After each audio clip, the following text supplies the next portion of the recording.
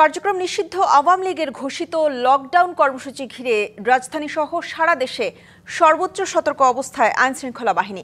সম্ভাব্য নাশকতা প্রতিরোধে চলছে সাঁড়াশি অভিযান, বাড়ানো হয়েছে গোয়েন্দা নজরদারি ও টহল। গ্রেপ্তার করা হয়েছে দলটির আরও ৪৪ নেতাকর্মীকে।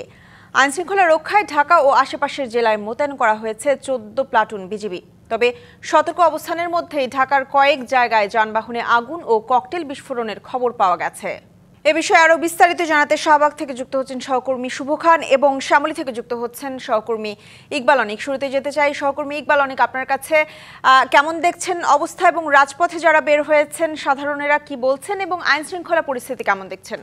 ঈশিতা, এই মুহূর্তে রয়েছি শ্যামলী শিশু মেলা এলাকায়। সেখানে কিন্তু একটি পুলিশের চেকপোস্ট রয়েছে। যেহেতু দলীয় কার্যক্রম নিষিদ্ধ একটি দল আওয়ামী লীগের আজকে লকডাউন কর্মসূচি চলছে, সেক্ষেত্রে কিন্তু আমরা গতকাল রাতেও দেখেছি রাজধানীর বিভিন্ন স্থানে কিন্তু বাসে অগ্নিসংযোগ, ককটেল বিস্ফোরণের মতো ঘটনা ঘটেছে। এই যে চেকপোস্টটি দেখছেন, এখানে কিন্তু যারা আইনশৃঙ্খলা বাহিনীর সদস্যরা কিন্তু চেকপোস্ট পরিচালিত করছেন। যাদেরকে সন্দেহ হচ্ছে তাদেরকে তারা থামিয়ে তারা কথা বলছেন তারা কি কাজে বের হয়েছেন, এবং যাদেরকে সন্দেহজনক মনে হচ্ছেন তাদেরকে গুরুতর জিজ্ঞাসাবাদ করছেন। এবং এই মুহূর্তে কিন্তু অফিস আওয়ার চলছে। এই মুহূর্তে দেখা যাচ্ছে গণপরিবহনের সংখ্যা কিছুটা কম থাকলেও এবং সাধারণ মানুষের সংখ্যাও কিন্তু আমরা কম দেখছি। যেহেতু এখন ৮টা বাজে, তো আর কিছুক্ষণের মধ্যেই কিন্তু অফিসগামী যারা রয়েছেন তারা কিন্তু অফিসের উদ্দেশ্যে রওনা দিবেন। সেক্ষেত্রে দেখা যাচ্ছে কিছুক্ষণ পর হয়তোবা মানুষজনের চাপ বাড়তে পারে। এবং আমরা পাড়ায় বিভিন্ন স্থানে দেখতে পেরেছি যে এই লকডাউন কর্মসূচিকে বা প্রতিহত করার জন্য বা লকডাউন কর্মসূচিতে যাতে কোনো যে কার্যক্রম নিষিদ্ধ দল যাতে মাঠে নামতে না পারে, সেজন্য কিন্তু যে বিএনপির পক্ষ থেকে বিভিন্ন মোড়ে মোড়ে কিন্তু অবস্থান নেওয়া হয়েছে। এবং আইনশৃঙ্খলা বাহিনী এই লকডাউন কর্মসূচি যাতে সাধারণ মানুষের ভোগান্তি সৃষ্টি না করতে পারে সেজন্য কিন্তু কঠোর অবস্থানে রয়েছে। এবং বিজিবির পক্ষ থেকে কিন্তু ১৪ প্লাটুন বিজিবি মোতায়েন করা হয়েছে এই যাতে জনসাধারণের নিরাপত্তা নিশ্চিত করা হয়। তারপরেও কিন্তু কয়েকটি স্থানে বিচ্ছিন্ন কিছু ঘটনা ঘটছে। সেক্ষেত্রে মনে করেন যে সাধারণ মানুষও উদ্বিগ্ন। তারা বলছেন যে এরকম কর্মসূচি দিয়ে সাধারণ মানুষের ভোগান্তি করা এক ধরনের বলাই চলে যাচ্ছে ভোগান্তির সৃষ্টি করা। তাই তারা বলছেন যে এরকম কর্মসূচি না দেওয়ার জন্য আহ্বান জানাচ্ছেন। ঈশিতা, এই ছিল আমার কাছে শ্যামলী এলাকা থেকে সবশেষ তথ্য। অনেক আপনাকে ধন্যবাদ। আমাদের সাথে আরো যুক্ত হয়েছেন রামপুরা থেকে সহকর্মী আরিফুল ইসলাম। আরিফ, আপনি থাকুন সেখানে। তার আগে জানতে চাই শাহবাগ এলাকার অবস্থা। শাহবাগে আছেন আমাদের সহকর্মী শুভ খান। শুভ, কেমন দেখছেন ওই এলাকার পরিস্থিতি এবং কি বলছেন সাধারণেরা? জি, দেখতেই পাচ্ছেন এই মুহূর্তে রয়েছে আমি ঢাকা বিশ্ববিদ্যালয়ের ভিতরে রাজু ভাস্কর্যের সামনে।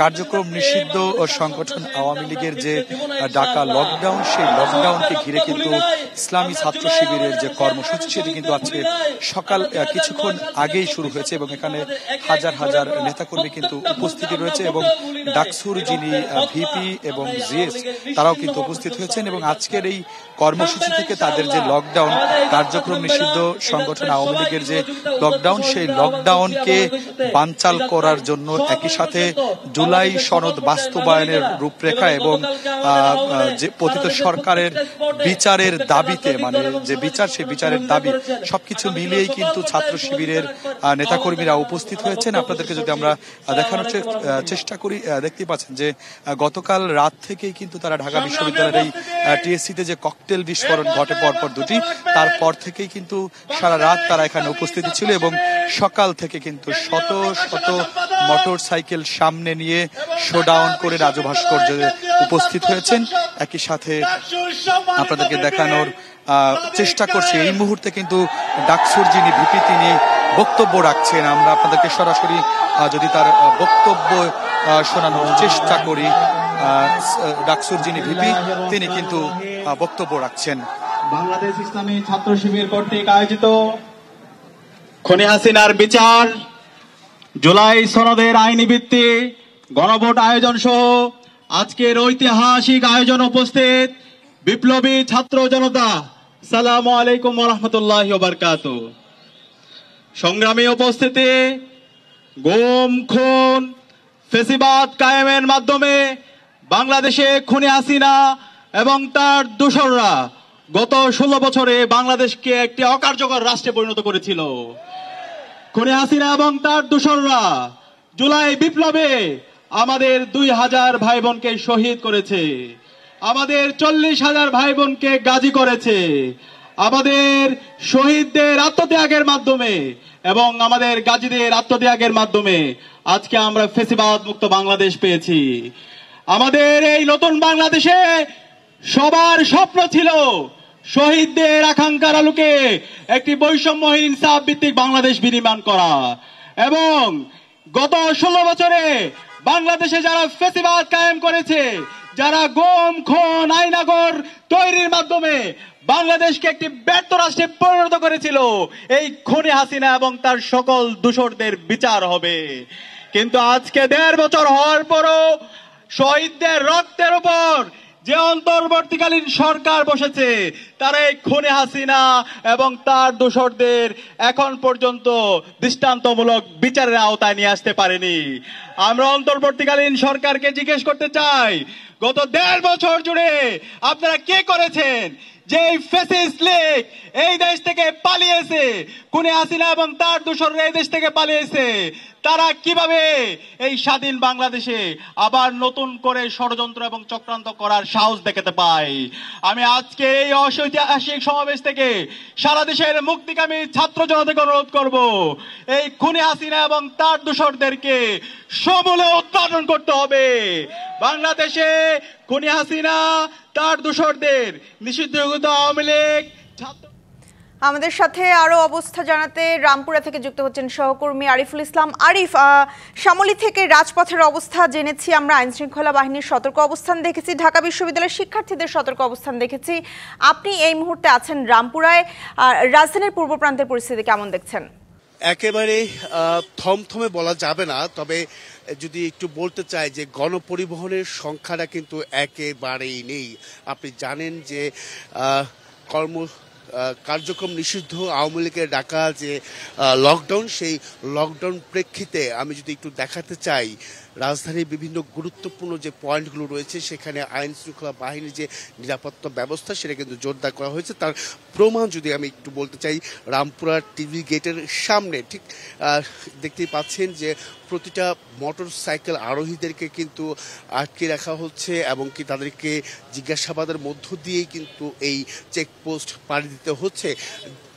তবে দেখা যাচ্ছে যে অনেকের কাছে যে গাড়ির লাইসেন্স আছে কিনা, তাদের লাইসেন্স সহ বিভিন্ন কাগজপত্র দেখছেন। এছাড়াও পাশাপাশি যদি ব্যাগ মানে সন্দেহভাজন যদি কোনো ব্যাগ থাকে, তাই সে যদি ক্যারি করে সেই ব্যাগগুলো কিন্তু তল্লাশি করা হচ্ছে। তারপরে বুঝতে পারছেন কতটা নিরাপত্তা জোরদারে বা নিরাপত্তার চাদরে ঢেকে রেখেছে পুরো রাজধানী এই আইন শৃঙ্খলা বাহিনী। শুধুমাত্র পুলিশের আমি যদি একটু বলতে চাই যে গণপরিবহনের সংখ্যাটা যেহেতু আজকে বৃহস্পতিবার, ইতিমধ্যে 8টা অতিক্রম করেছে, 8টার সময় বেজে গেছে, তারপরেও কিন্তু সেই গণপরিবহনের যে চাপটা থাকে, আমরা যানজটের যে দৃশ্যটা দেখতে পাই, সেইটা কিন্তু একেবারেই নেই বললেই চলে। এমনকি আরেকটি বিষয় যে সাধারণ মানুষের মধ্যে কিন্তু একটা উদ্বেগ এবং কি আতঙ্ক রয়েছে। বিগত দিনগুলোতে আমরা দেখেছি যে বিভিন্ন বাসে আগুন লাগার ঘটনা, ককটেল বিস্ফোরণের ঘটনা, যারা পথচারী যারা রাস্তা দিয়ে হেঁটে যাচ্ছেন তাদের মধ্যে একটা আতঙ্ক বিরাজ করছে যে এই বুঝি ককটেল বিস্ফোরণ হলো, কেউ হয়তো বা পেট্রোল বোমা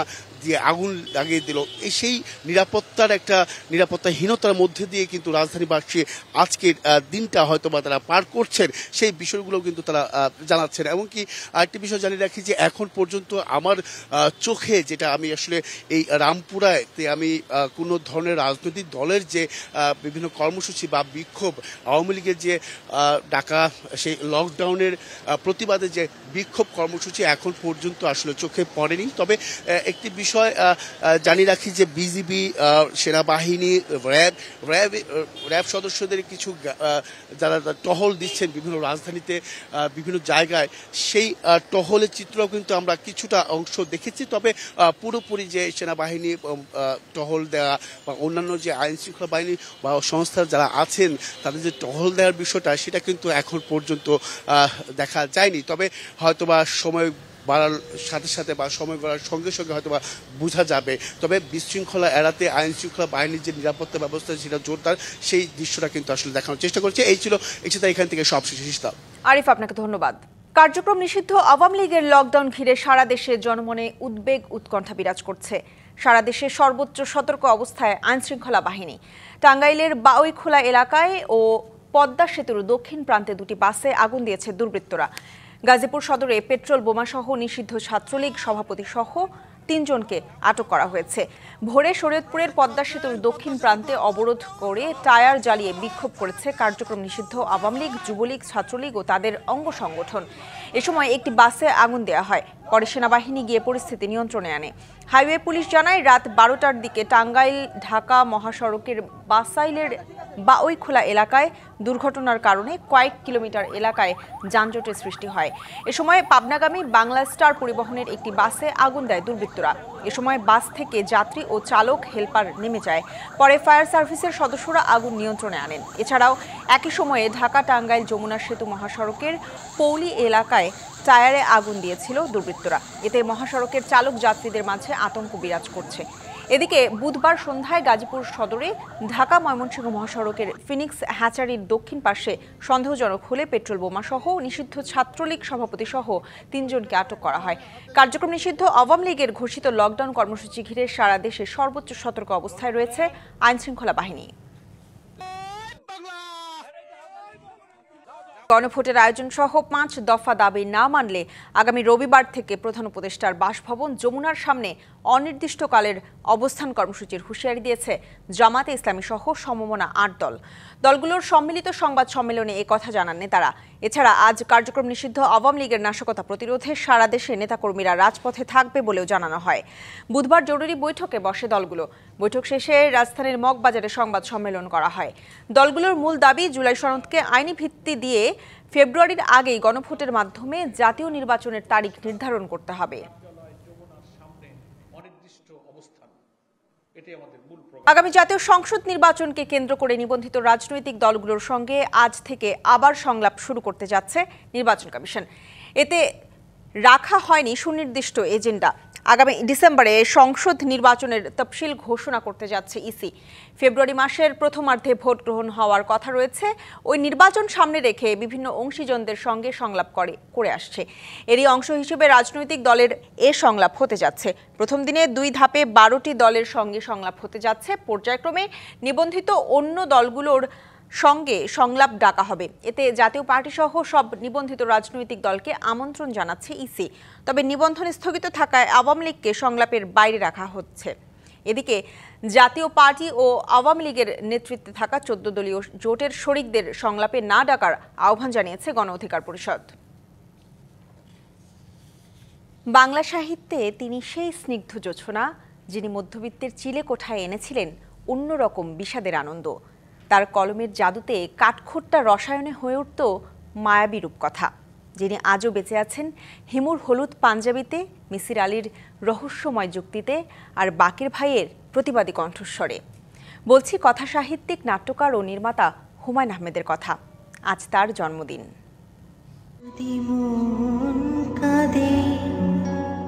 তুমি চলে এসো এক বর্ষায়। বাংলা সাহিত্যে তিনি এক এবং অদ্বিতীয়। নিজস্ব জাদুতে যিনি বেঁধে রেখেছেন প্রজন্ম থেকে প্রজন্মকে। তিনি নন্দিত কথা সাহিত্যিক, নাট্যকার ও চলচ্চিত্র নির্মাতা হুমায়ূন আহমেদ। 1948 সালের এই দিনে নেত্রকোনার কুতুবপুরে জন্ম নেন এই কিংবদন্তি। ঢাকা বিশ্ববিদ্যালয়ের রসায়ন বিভাগের শিক্ষকতা দিয়ে শুরু হলেও সাহিত্যের প্রতি তার টান ছিল প্রখর। 1972 সালে প্রকাশিত প্রথম উপন্যাস নন্দিত নরকে দিয়ে তিনি বাংলা সাহিত্যে নিজেকে প্রতিষ্ঠিত করেন এক ভিন্ন ধারার লেখক হিসেবে। জীবন, মৃত্যু, অতিপ্রাকৃত ও সাধারণ মানুষের আবেগ সবকিছুই সহজ সাবলীল ভাষায় উঠে এসেছে তার লেখায়। বই লিখেছেন 300-রও বেশি। মুক্তিযুদ্ধ, বিজ্ঞান কল্পকাহিনী কিংবা রহস্য, কোনো ক্ষেত্রেই পিছিয়ে থাকেননি তিনি। তার সৃষ্ট হিমু আর মিসির আলীর মতো চরিত্রগুলো যেন হয়ে উঠেছে বাংলা সাহিত্যের আইকন। অদ্ভুত জীবনবোধের হিমু কিংবা যুক্তি আর মনস্তত্ত্বের জাদুকর মিসির আলী, এই চরিত্রগুলোই প্রমাণ করে সাধারণকে অসাধারণ করে তোলার অদ্ভুত ক্ষমতা ছিল তার। রিক্সা ঠিক করে দিয়েছে, মেয়ে ছেলে সব পারে, রিক্সা ঠিক করতে পারে না। কারেক্ট। শুধু সাহিত্যেই নয়, 90-এর দশকে টেলিভিশনেও তিনি এনেছিলেন এক নতুন হাওয়া। প্রথম ধারাবাহিক এইসব দিনরাত্রি ব্যাপক জনপ্রিয়তা পায়। এরপর একে একে এসেছে কোথাও কেউ নেই, নক্ষত্রের রাত, বহুব্রীহি, আজ রবিবারের মতো দর্শকপ্রিয় নাটক। আমার যমুনার জল দেখতে কালো, স্নান করিতে লাগে ভালো, যৌবন মিশিয়া গেল জয় হলে। চলচ্চিত্র তিনি রেখে গেছেন সফলতার স্বাক্ষর। তার পরিচালনায় প্রথম চলচ্চিত্র আগুনের পরশমণি ৮টি শাখায় জাতীয় চলচ্চিত্র পুরস্কার অর্জন করে। এছাড়া শ্রাবণ মেঘের দিন, শ্যামল ছায়া ও তার শেষ চলচ্চিত্র ঘেটুপুত্র কমলা দর্শক ও সমালোচক উভয়ের কাছেই সমাদৃত হয়। শ্রেষ্ঠ পরিচালক ও চিত্রনাট্যকার হিসেবে পেয়েছেন একাধিক পুরস্কার। কর্কট রোগে আক্রান্ত হয়ে দীর্ঘ অসুস্থতার পর ২০১২ সালের ১৯ জুলাই চলে যান না ফেরার দেশে। কিন্তু গাজীপুরের নুহাশপল্লীর সবুজ প্রাঙ্গণে শুয়ে থেকেও তিনি আছেন তার কোটি পাঠকের হৃদয়ে। জন্মদিনে তার প্রতি রইল বিনম্র শ্রদ্ধা। DBC news desk. পেরুর দক্ষিণাঞ্চলে একটি বাস খাদে পড়ে অন্তত ৩৭ জন নিহত হয়েছেন। আহত হয়েছেন আরও অনেকে। স্থানীয় সময় বুধবার আরেকুইপা অঞ্চলে বাসটি রাস্তা থেকে গভীর খাদে পড়ে এই দুর্ঘটনা ঘটে বলে জানায় স্থানীয় কর্তৃপক্ষ। আরেকুইপার আঞ্চলিক স্বাস্থ্য প্রধান ওয়ালথার ওপোর্তো জানান, বাসটি প্রথমে একটি ভ্যানের সঙ্গে ধাক্কা খায়, এরপর রাস্তা থেকে ছিটকে গভীর খাদে পড়ে যায়। ঘটনাস্থলে মারা যান ৩৬ জন। হাসপাতালে চিকিৎসাধীন অবস্থায় প্রাণহানি ঘটে আরও একজনের। দুর্ঘটনায় আহত ২৬ জনকে উদ্ধারের পর স্থানীয় হাসপাতালে ভর্তি করা হয়। তাদের মধ্যে ৩ জনের অবস্থা আশঙ্কাজনক বলে জানিয়েছে আরেকুইপা আঞ্চলিক সরকার। নাইজেরিয়ার উত্তরাঞ্চলে কোনো গণহত্যা চলছে না বলে দাবি করেছেন আফ্রিকান ইউনিয়নের কমিশন চেয়ারম্যান মাহমুদ আলী ইউসুফ। বুধবার নিউ ইয়র্কে জাতিসংঘের সাংবাদিকদের প্রশ্নে বলেন, প্রেসিডেন্ট ডোনাল্ড ট্রাম্পের অভিযোগ সত্য নয়। ট্রাম্প বলেছিলেন, আফ্রিকার সবচেয়ে জনবহুল দেশ নাইজেরিয়ায় বিপুল সংখ্যক খ্রিস্টানকে হত্যা করা হচ্ছে। ইউসুফ বলেন, বোকো হারামে সন্ত্রাস বিরোধী অভিযান চলছে, এর প্রথম শিকার মুসলিমরাই, খ্রিস্টান নয়। গত ১৫ বছরে উগ্রপন্থী ইসলামী সংগঠন বোকো হারামের সন্ত্রাসে নিহত হয়েছে হাজারো মানুষ। মানবাধিকার বিশেষজ্ঞরাও বলছেন, অধিকাংশ ভুক্তভোগী মুসলিম নাগরিক। এদিকে ট্রাম্প চলতি মাসের শুরুতে হুঁশিয়ারি দিয়ে বলেছিলেন, নাইজেরিয়া খ্রিস্টান হত্যাকাণ্ড দমন না করলে যুক্তরাষ্ট্র দ্রুত সামরিক পদক্ষেপ নিতে পারে। যুক্তরাষ্ট্রে অবসান ঘটল ইতিহাসের দীর্ঘতম সরকারি অচলাবস্থার। প্রতিনিধি পরিষদে পাশ হয়েছে ফেডারেল সরকারের ব্যয় বিল। বুধবার রাতে রিপাবলিকানদের নিয়ন্ত্রিত প্রতিনিধি পরিষদে বিলটির পক্ষে ভোট দেন ২২২ জন আইন প্রণেতা। তাদের মধ্যে ছিলেন ৬ জন ডেমোক্রেট, বিরোধিতা করেন ২০৯ জন। তাদের মধ্যে ২ জন রিপাবলিকানও ছিলেন। এর আগে সোমবার সিনেটে ৬০ থেকে ৪০ ভোটে বিলটি অনুমোদন পায়। বিলটি এখন প্রেসিডেন্ট ডোনাল্ড ট্রাম্পের স্বাক্ষরের অপেক্ষায়। বিলটি আইনে পরিণত হলে জানুয়ারির ৩০ তারিখ পর্যন্ত সরকারের কার্যক্রম চালাতে প্রয়োজনীয় অর্থায়ন নিশ্চিত হবে এবং কয়েক লাখ ফেডারেল কর্মচারী পুনরায় বেতন পাবেন। অচলাবস্থার কারণে ৬ সপ্তাহ ধরে অপ্রয়োজনীয় সব সরকারি সেবা কার্যত বন্ধ ছিল। কার্যক্রম নিষিদ্ধ আওয়ামী লীগের লকডাউন ঘিরে সারা দেশে জনমনে উদ্বেগ, আতঙ্ক বিরাজ করছে। সারা দেশে সর্বোচ্চ সতর্ক অবস্থায় আইন শৃঙ্খলা বাহিনী। এই বিষয়ে আরও জানাতে রাজধানীর মুগদা থেকে যুক্ত হচ্ছেন সহকর্মী আরিফুল ইসলাম। আরিফ, যেখানে আপনি আছেন সেখানকার পরিস্থিতি কেমন দেখছেন জানাবেন। সাধারণত একেবারেই স্বাভাবিক, যে মানুষের চলাফেরা আনাগোনা সেটা কিন্তু একেবারেই স্বাভাবিক। আর 10টা দিনের মতো আজকেও আপনি জানেন যে আজকে যে কার্যক্রম নিষিদ্ধ আওয়ামী লীগের ডাকা যে আজকে লকডাউন, সেই লকডাউনকে কেন্দ্র করে মানুষের মধ্যে যে একটা উদ্বেগ বা আতঙ্ক, সেটা কিন্তু কিছুটা হলেও এখনো রয়েছে। এই যারা পথচারী বা অফিসগামী যাত্রীদের সঙ্গে আমি কথা বলেছি, তারা জানিয়েছেন কিছুটা হলেও রয়েছে। তবে একটি আশ্বস্ত তারা করেছেন যে যেহেতু আইন শৃঙ্খলা পরিস্থিতি এই এমন পরিস্থিতি বা এই জোরদার ব্যবস্থা বা কঠোর অবস্থানে থাকলে হয়তো বা সামনে সময়গুলোতে কোনো ধরনের অঘটন বা বিশৃঙ্খলা ঘটবে না, এমনটাও কিন্তু তারা আশা করছেন। তবে যদি একটু বলতে চাই যে গণপরিবহন বা সিটি সার্ভিস যে বাসগুলো রয়েছে সেগুলোর সংখ্যা কিন্তু একেবারেই কম। আমরা গতানুগতিক আজকে যেহেতু বৃহস্পতিবার, যেমন কর্মদিবস, শেষ কর্মদিবস, সপ্তাহের শেষ কর্মদিবস, তারপরেও কিন্তু যে ধরনের যানজটের চিত্র সেটা কিন্তু আমরা দেখিনি বা পাইনি। বিশেষ করে আমি পূর্বের সংবাদে জানিয়েছিলাম রামপুরা থেকে ঠিক একেবারেই মুগদা আসতে 5 থেকে 6 মিনিট সময় লেগেছে। তার মানে বুঝতেই পারছেন যে আসলে রাস্তা বা সাধারণ মানুষের চলাফেরা কিন্তু একেবারেই স্বাভাবিক। তবে গণপরিবহনের সংখ্যাটা বা ব্যক্তিগত গাড়ির সংখ্যাটা কিছুটা কম। তবে যারা জরুরি প্রয়োজন ছাড়া কিন্তু আসলে কেউ ঘর থেকে বের হয়নি। তারপরেও এখানে যদি আমি একটু বলি যে আইন শৃঙ্খলা বাহিনীর যে নিরাপত্তা ব্যবস্থা বা তল্লাশি যে জোরদার করা হয়েছে সেটা কিন্তু এই মুগদা টিটিপাড়াতেও আমরা দেখেছি পুলিশের চেকপোস্ট। তবে এখন পর্যন্ত অন্য কোনো যে রাজনৈতিক দলগুলো রয়েছে বিএনপি জামাত এই পুরো সড়কটিতে আসলে কিন্তু দেখা যায়নি তাদের কর্মসূচি, তাদের এই প্রতিবাদে লকডাউনের প্রতিবাদে যে কর্মসূচি বা বিক্ষোভ কর্মসূচি তারা যে করবেন সেই বিষয়গুলো কিন্তু আমরা দেখতে পাইনি। আরেকটি বিষয় জানিয়ে রাখি যে এই গণপরিবহনের কারণে মানে সংকট থাকার কারণে কিন্তু কিছুটা হলেও ভোগান্তিতে পোহাতে হচ্ছেন এবং কি আতঙ্ক এবং কি উদ্বেগের কথা তারা বলছেন। কারণ হচ্ছে পথচারীরা রাস্তা দিয়ে হেঁটে যাচ্ছেন, তারা ভাবছেন যে এই বুঝি ককটেল বিস্ফোরণ করেছিল। এই বিষয়গুলো কিন্তু তারা তাদের মাথা রেখেই তারা কিন্তু ঘর থেকে বের হয়েছেন। তবে আইন শৃঙ্খলা বাহিনীর ব্যাপক প্রশংসা করেছেন যারা এই রাজধানীবাসী রয়েছেন, যাদের সঙ্গে আমি কথা বলেছি। এছাড়াও আমি যদি একটু বলি যে পাঠাও বাইকার যারা আরোহী যারা রয়েছেন সেই চেকপোস্টের তল্লাশির সম্মুখে বা তল্লাশির মধ্য দিয়েই কিন্তু তাদেরকে পার হতে হচ্ছে।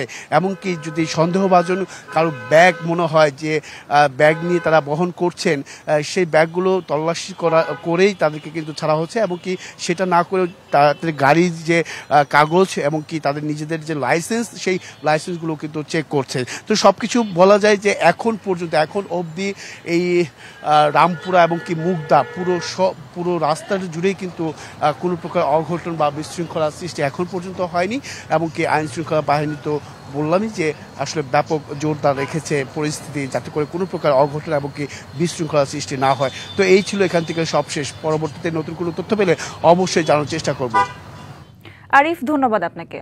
কার্যক্রম নিষিদ্ধ আওয়ামী লীগের ঘোষিত লকডাউন কর্মসূচি ঘিরে সারা দেশের সর্বোচ্চ সতর্ক অবস্থায় আইন শৃঙ্খলা বাহিনী। চট্টগ্রামের নিরাপত্তা ব্যবস্থা নিয়ে জানাতে সরাসরি যুক্ত হচ্ছেন সহকর্মী শহীদুল ইসলাম। শহীদ, চট্টগ্রামের পরিস্থিতি কেমন দেখছেন এবং নিরাপত্তা ব্যবস্থা নিয়ে জানাবেন।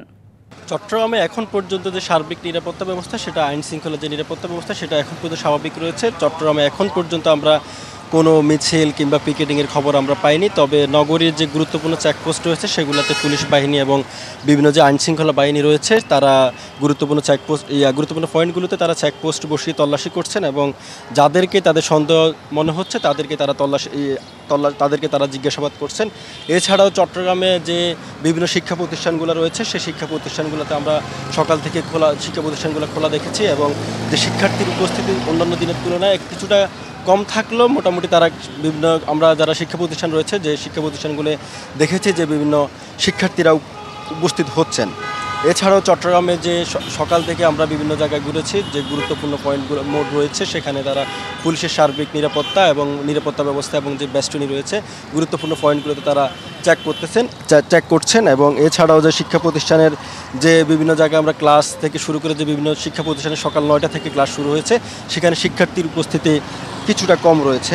এছাড়াও যে চট্টগ্রামের নগরীর যে বিভিন্ন গুরুত্বপূর্ণ স্থাপনা রয়েছে এবং প্রতিষ্ঠানগুলো রয়েছে সেখানে বিশেষ নিরাপত্তা ব্যবস্থা রাখা হয়েছে। কোথাও রিজার্ভ ফোর্স রাখার ব্যাপারটাও আমরা জেনেছি। এছাড়াও যে চট্টগ্রাম নগরী অফিসগামী যে নাগরিকরা রয়েছে তাদের ব্যক্তিগত যানবাহন চট্টগ্রামে চললেও অন্যান্য দিনের তুলনায় যে গণপরিবহনের যে সংখ্যা সেটা আজকে কিছুটা তুলনামূলকভাবে কম দেখা যাচ্ছে। এছাড়াও যে সাধারণ নাগরিকরা রয়েছে আমরা সাধারণ নাগরিকদের সঙ্গে কথা বলেছি, তারা আমাদেরকে যেটা জানিয়েছেন যে অন্যান্য দিনের তুলনায় যে মানুষের উপস্থিতি সড়কে যে একটা উপস্থিতি থাকে সেটা আজকে তুলনামূলক কম, তবে জনমনে একটু আতঙ্ক বিরাজ করছে।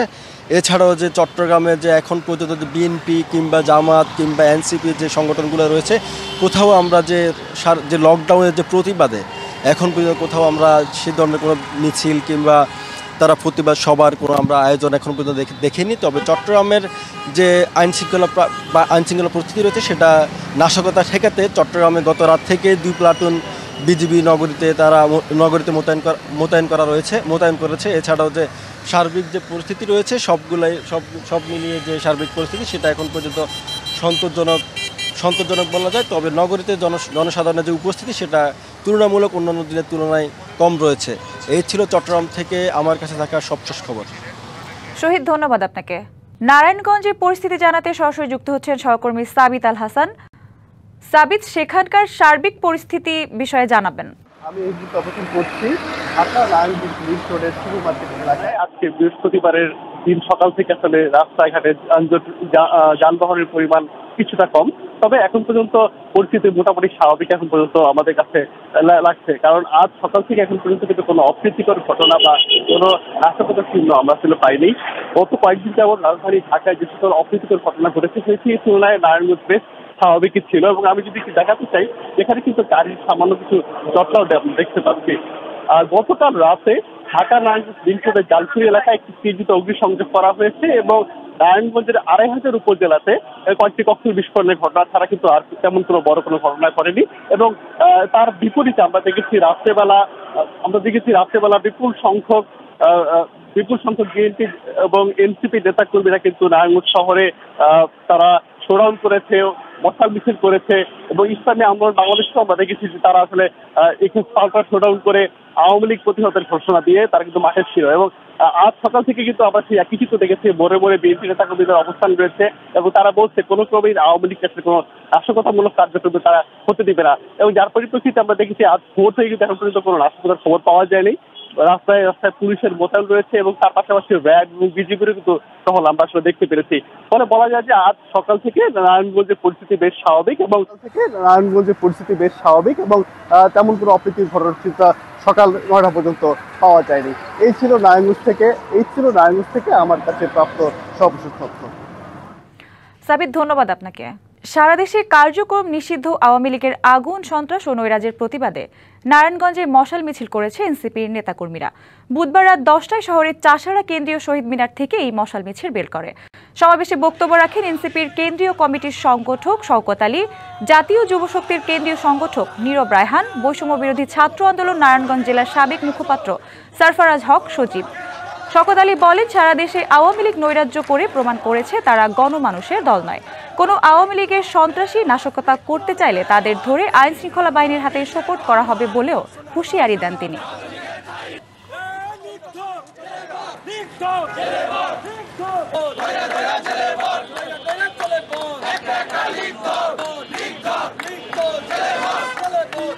বিএনপির সঙ্গে চলতি সপ্তাহে জোটগত আসন সমঝোতা নিয়ে বৈঠক হতে পারে বলে জানিয়েছেন নাগরিক ঐক্যের সভাপতি মাহমুদুর রহমান মান্না।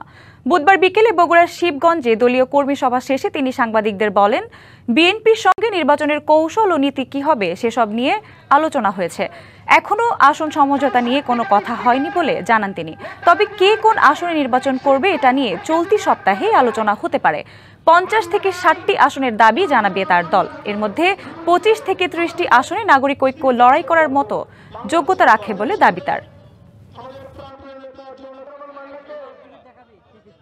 আসন নিয়ে সরাসরি কে কোন জায়গায় কীভাবে যোগ্য হবে এই আলোচনা করাটা হয়তো এই সপ্তাহের মধ্যে শুরু হবে, এটা আশা করছি। 142টা আসন তো আমরা জোটগতভাবে বলেছি, এর মধ্যে আমাদের প্রায় 50টার মতো বলা আছে। আমরা মনে করি আমরা অন্ততপক্ষে 25-30টা আসনে রীতিমতো লড়াই করবার মতো আমাদের সক্ষমতা আছে। টালবাহানা না করে নভেম্বর মাসের মধ্যে সরকারকে গণভোট আয়োজনের তাগিদ দিয়েছেন জামায়াতে ইসলামীর কেন্দ্রীয় নির্বাহী পরিষদ সদস্য এটিএম আজহারুল ইসলাম। বুধবার বিকেলে ফেনীর কেন্দ্রীয় শহীদ মিনারে জেলা জামায়াত আয়োজিত এক পথসভায় প্রধান অতিথির বক্তব্যে এ আহ্বান জানান তিনি। এ সময় গণ অভ্যুত্থান পরবর্তী জন আকাঙ্ক্ষাকে ধারণ করে জুলাই জাতীয় সনদের আইনি ভিত্তিকে আগে নিশ্চিত করার দাবি জানান তিনি। বলেন, জাতীয় নির্বাচন ফেব্রুয়ারিতেই হতে হবে, তবে তার আগে সরকারকে অবশ্যই লেভেল প্লেইং ফিল্ড নিশ্চিত করতে হবে।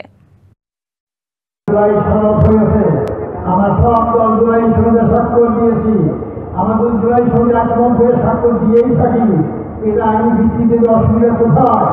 একই দল বাধা দেয়, তারা আমাদের গণভোট নির্বাচনের দিনে হবে। আপনি যদি গণভোট রাজি হয়ে থাকেন, জনগণ নির্বাচনের দিতে হবে কি জন্য? কক্সবাজারের ক্যাম্প থেকে পালিয়ে চট্টগ্রামের বিভিন্ন উপজেলায় বসতি গড়ে তুলেছে রোহিঙ্গারা।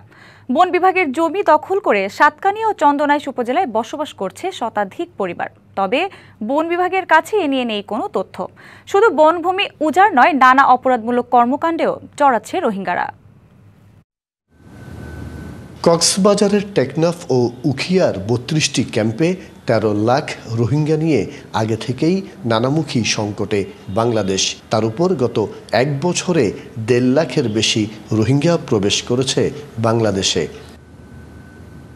এমন পরিস্থিতিতে ক্যাম্প থেকে পালিয়ে চট্টগ্রামের সাতকানিয়ার সদাহা ইউনিয়নের বাজালিয়া, মাহালিয়া আর হলুদিয়া এলাকায় বন বিভাগের হাজার হাজার একর জমি দখল করে বসতি গড়ে তুলেছে রোহিঙ্গারা।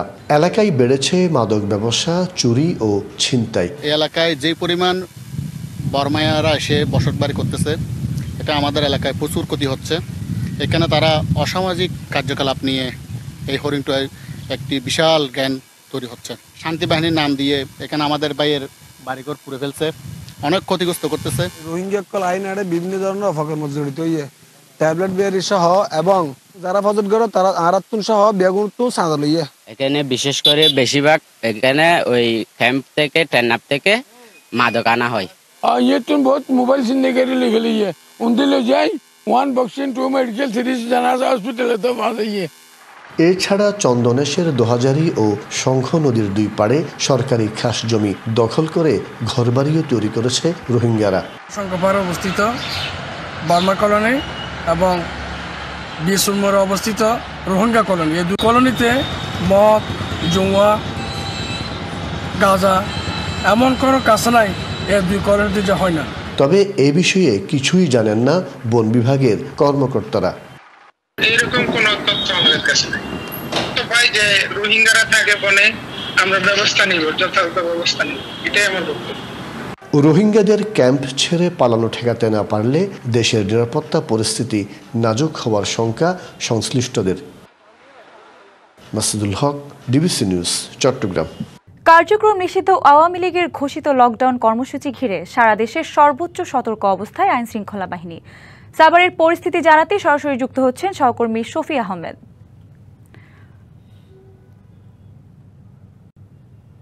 শফি, সাভারের সার্বিক পরিস্থিতি সম্পর্কে জানাবেন। শুরুতেই জানিয়ে রাখি, সামনের যে প্রভাব সেটি শুধুমাত্র আমরা দেখতে পাচ্ছি যে মহাসড়কগুলোতে কিন্তু আসলে দূরপাল্লার যে বাস চলাচল থাকে প্রতিদিন। আমি এই মুহূর্তে একটু যদি বলি, নবীনগর চন্দ্রা মহাসড়কে রয়েছি।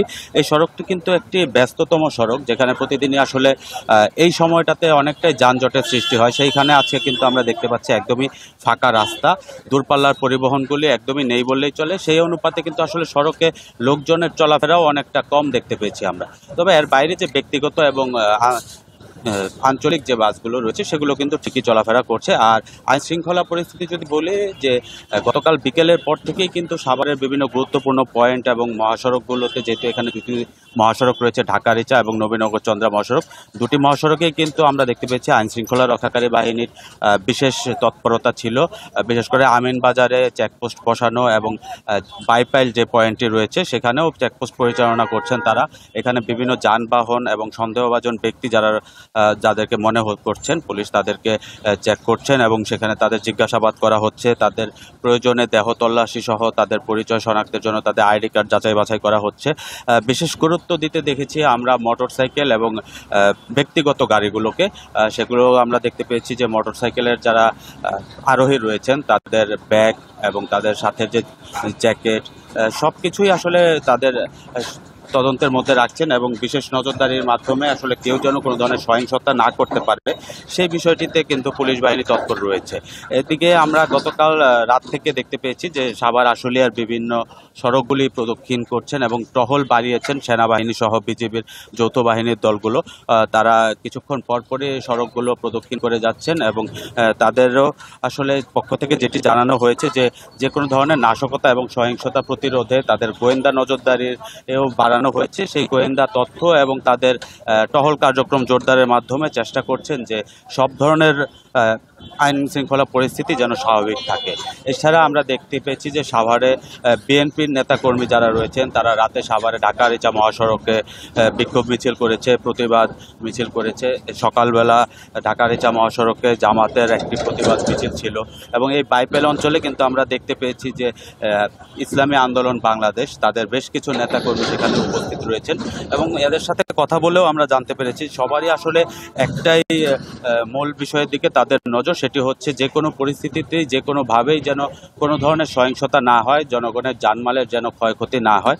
তো এই সব বিষয় নিয়েই কিন্তু আইন শৃঙ্খলা পরিস্থিতি স্বাভাবিক রাখতে সাভার, আশুলিয়া, ধামরাই, যেহেতু 3টি থানা রয়েছে ঢাকা জেলার এই অঞ্চলটিতে, এই 3 থানাতেই কিন্তু বিশেষ অভিযান পরিচালিত হচ্ছে এবং সেই অভিযানের তথ্য আমরা মধ্যরাত পর্যন্ত যতটুকু জানতে পেরেছি যে এই সাভার, আশুলিয়া এবং ধামরাই মিলিয়ে অন্তত 30 থেকে 40 জনকে আটক করা হয়েছে, যাদের নাম পরিচয় যাচাই বাছাই হচ্ছে। তবে এখন পর্যন্ত পুলিশ অফিসিয়ালি কতজনকে গ্রেপ্তার করা হয়েছে সেটি জানায়নি। পরবর্তী লাইভে হয়তো আমরা সেটি তথ্য দিতে পারবো। শফি, ধন্যবাদ আপনাকে।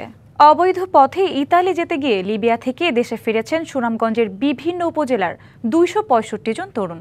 কেউ বিক্রি করেছেন ভিটেমাটি, কেউ নিয়েছেন উচ্চ সুদে ঋণ, কিন্তু শেষ পর্যন্ত নির্যাতনের শিকার হয়ে সহায় সম্বল হারিয়ে দেশে ফিরতে হয়েছে তাদের। সুনামগঞ্জের প্রত্যন্ত গ্রামের বাসিন্দা জাকারিয়া আহমেদ ইয়াহিয়া স্বপ্ন ছিল ইতালি গিয়ে পরিবারের সচ্ছলতা ফিরিয়ে আনবেন। 2021 সালে 4 লাখ টাকা চুক্তির বিনিময়ে দালাল চক্রের মাধ্যমে প্রথমে লিবিয়ায় পৌঁছান। এরপর 2023 সালে আরেক দালালের সঙ্গে আবার 4.5 লাখ টাকায় ইতালি যাওয়ার চুক্তি করেন। ভূমধ্য সাগর পাড়ি দেওয়ার সময় লিবিয়ার আইন শৃঙ্খলা বাহিনীর হাতে আটক হন জাকারিয়া সহ প্রায় 120 জন অভিবাসন প্রত্যাশী। পরে স্থানীয় মাফিয়া চক্র আইন শৃঙ্খলা বাহিনীর কাছ থেকে তাদের কিনে নেয়। এরপর শুরু হয় মুক্তিপণের জন্য নির্মম নির্যাতন। 2 দিনের ভিতর 6 লাখ টাকা না দেন তাইলে মনে করেন আপনার এক রাত থাকলে বাংলার 10,000 টাকা করে দিতেই বা। আমার আম্মা জমিন জায়গা বিক্রি করে পরে 2 দিনের ভিতরে যে মনিয়ক করছেন 6 লাখ টাকা মিলাই দিচ্ছেন। জাকারিয়াকে ছাড়াতে দালাল চক্রকে মুক্তিপণ দিতে গিয়ে জায়গা জমি বিক্রি করে নিঃস্ব হয়েছেন পরিবার। শুধু জাকারিয়া নন, তার মতো আরও অনেক তরুণ উন্নত জীবনের আশায় ঝুঁকছেন অবৈধ অভিবাসনের দিকে। রাত্রে ফোন দিছে প্রায় 2টার দিকে, আমার ছেলে যে আম্মা আমরা তো ওখানে ধরা হয়েছে, আমার তো মারধর হতেছে, আম্মা তুমি তাড়াতাড়ি আমার ফাটাই দাও। সারাদিনে মনে করেন যে আপনার একটা রুটি দিত। এই পরিস্থিতিতে পরে থাকার পরে বাসায় আমাদের যা ছিল সব কিছু বিক্রি টিক্রি করে পরে ওকে টাকা দেওয়া হয়। এই টাকা দেওয়ার পরে সে আবার টাকা দাবি করে। লিবিয়ায় অমানবিক নির্যাতনের শিকার এসব ফেরত তরুণকে আর্থিক ও মানসিক সহায়তা দিয়ে সমাজে ফিরিয়ে আনার কাজ করছে ব্র্যাক। লিবিয়া থেকে এরকম যারা অর্থনৈতিকভাবে ক্ষতিগ্রস্ত, মানসিকভাবে ভেঙে পড়ে, ব্র্যাকের মাইগ্রেশন প্রোগ্রামের অধীনে আমরা সাইকো সোশ্যাল সাপোর্টটা দিই। তার পরিবারের মধ্যে যে মনোদ্বন্দ্বটা থাকে, দ্বন্দ্বটা মেটানোর চেষ্টা করি এবং সেই জন্য মানসিকভাবে ঘুরে দাঁড়াতে পারে সেই সহযোগিতাটুকু করি। অবৈধ অভিবাসন রোধে কার্যক্রম চলছে বলে জানালেন জেলা প্রশাসক। অবৈধ অভিবাসন উৎসাহিত হচ্ছে কারণ এর পক্ষে প্রচারণা আছে, প্রলোভন আছে। অভিবাসন সংক্রান্ত কমিটিগুলোতে এই বিষয়ে নিরুৎসাহিত করে এবং কুফল বা ফলাফল পরিণতি সম্পর্কে আমরা অভিবাসন প্রত্যাশীদের অবহিত করে থাকি। অনিরাপদ ও অবৈধ পথে ইউরোপে যাওয়ার তালিকায় শীর্ষে Bangladesh. DBC news desk. Chittagong medical college হাসপাতালে শয্যা না পাওয়ায় মেঝেতেই চিকিৎসা নিচ্ছেন অসংখ্য রোগী।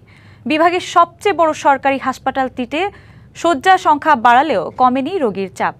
বছর 3 আগে পরিসর বাড়ানো হলেও লোকবল বৃদ্ধি না করায় সেবা দিতে হিমশিম চিকিৎসকরাও। তবে এমন পরিস্থিতিতেও আসার কথা বলছেন হাসপাতালটির পরিচালক। অসুস্থ হলে জেলার বিভিন্ন অঞ্চলের বাসিন্দারা ছুটে আসেন চট্টগ্রাম মেডিকেল কলেজ হাসপাতালে। স্বল্প খরচে ভালো চিকিৎসার আশায় ভর্তি হন এখানেই, কিন্তু হাসপাতালটিতে এসে মিলছে না শয্যা। মেঝেতে চিকিৎসা নিতে হচ্ছে অনেককে। আমি না পারতেছি বসতে, না পারতেছি শুইতে, কিন্তু আমি একটা সিট পাইতেছি না। এখনো নিশ্চিত কিছু বলে নাই, তবে রোগীর অবস্থা খারাপ, এক পাশ পুরোটাই অবশ। হাসপাতালের মেডিসিন, সার্জারি, নিউরোলজি বিভাগের প্রায় সব ওয়ার্ডেই একই চিত্র। মেডিসিন বিভাগের 3টি ওয়ার্ড ও ডেঙ্গু ইউনিট মিলে 300 শয্যার বিপরীতে চিকিৎসা নিচ্ছেন 900 জন রোগী। আর নিউরোলজি বিভাগে 80 শয্যার বিপরীতে চিকিৎসা নিচ্ছেন অন্তত 120 জন। 2200 শয্যার হাসপাতালটিতে প্রতিদিনই ভর্তি থাকছেন 3500-এর বেশি রোগী। চট্টগ্রাম বিভাগের সবচেয়ে বড় হাসপাতাল হওয়ায় রোগীর চাপ কোনোভাবেই কমছে না বলে জানান চিকিৎসকরা। যত বেড তার প্রায় দ্বিগুণ সংখ্যক রোগী অ্যাকোমোডেট করতে হচ্ছে এবং তার জন্য রোগীদেরকে জায়গা দেওয়ার জন্য ওয়ার্ডের পুরো জায়গা তো দখল হচ্ছেই, খাট ছাড়াও খাটের নিচে, মেঝে, সব জায়গায় বারান্দা উপচে পড়ছে। স্বাস্থ্য অধিদপ্তরের তথ্যমতে হাসপাতালের শয্যা অনুপাতে আবাসিক রোগী ভর্তির হার গড়ে 150%, আর 2025 সালের প্রথম 8 মাসে এ হার 131%। 2022 সালের জুনে হাসপাতালটিতে শয্যা 1313 থেকে বাড়িয়ে 2200 শয্যায় উন্নীত করা হলেও নেই প্রয়োজনীয় জনবল। তবে লোকবল সংকট ও রোগীর চাপের মধ্যেও আসার কথা বলছেন হাসপাতালের পরিচালক। স্বাস্থ্য মন্ত্রণালয়ে আমরা চিঠি লিখেছি আর একটা 1500 শয্যা বিশিষ্ট একটা হাসপাতাল করার জন্য আমাদের পাশে জায়গা আছে। এটা যদি হয়ে যায় আমার পুরো চট্টগ্রামের বাসী যারা আছে তাদের জন্য অনেক উপকার হবে। চিকিৎসা সেবা নিশ্চিতে জনবল বৃদ্ধি ও অবকাঠামো উন্নয়নের দিকে নজর দেবে কর্তৃপক্ষ, এমন আশা চিকিৎসক, রোগী ও তাদের স্বজনদের। DBC news desk. প্রায় 1.5 মাস আগে ভেঙে পড়া সেতু মেরামত না হওয়ায় চরম ভোগান্তিতে পড়েছে সেতুটি ব্যবহারকারীরা। এতে দুর্ভোগ পোহাচ্ছে পিরোজপুরের নাজিরপুর উপজেলার কয়েক হাজার মানুষ। দীর্ঘ সময় পরও সেতুটি মেরামতে নেওয়া হয়নি কোনো উদ্যোগ। পিরোজপুরের নাজিরপুর উপজেলার কয়েক হাজার মানুষ প্রতিদিন অন্বেষা কলার দোয়ানিয়া বাজার সড়কটি দিয়ে নেসরাবাদ ও বরিশালে যাতায়াত করে। এখানে ব্যাটারি চালিত রিকশা ও ভ্যান চালিয়ে জীবিকা নির্বাহ হয় কয়েকশো পরিবারের। 30 বছর আগে লোহার ফ্রেমের উপর কংক্রিটের স্ল্যাব দিয়ে তৈরি সেতুটি দীর্ঘ 7-8 বছর ধরে ঝুঁকিপূর্ণ।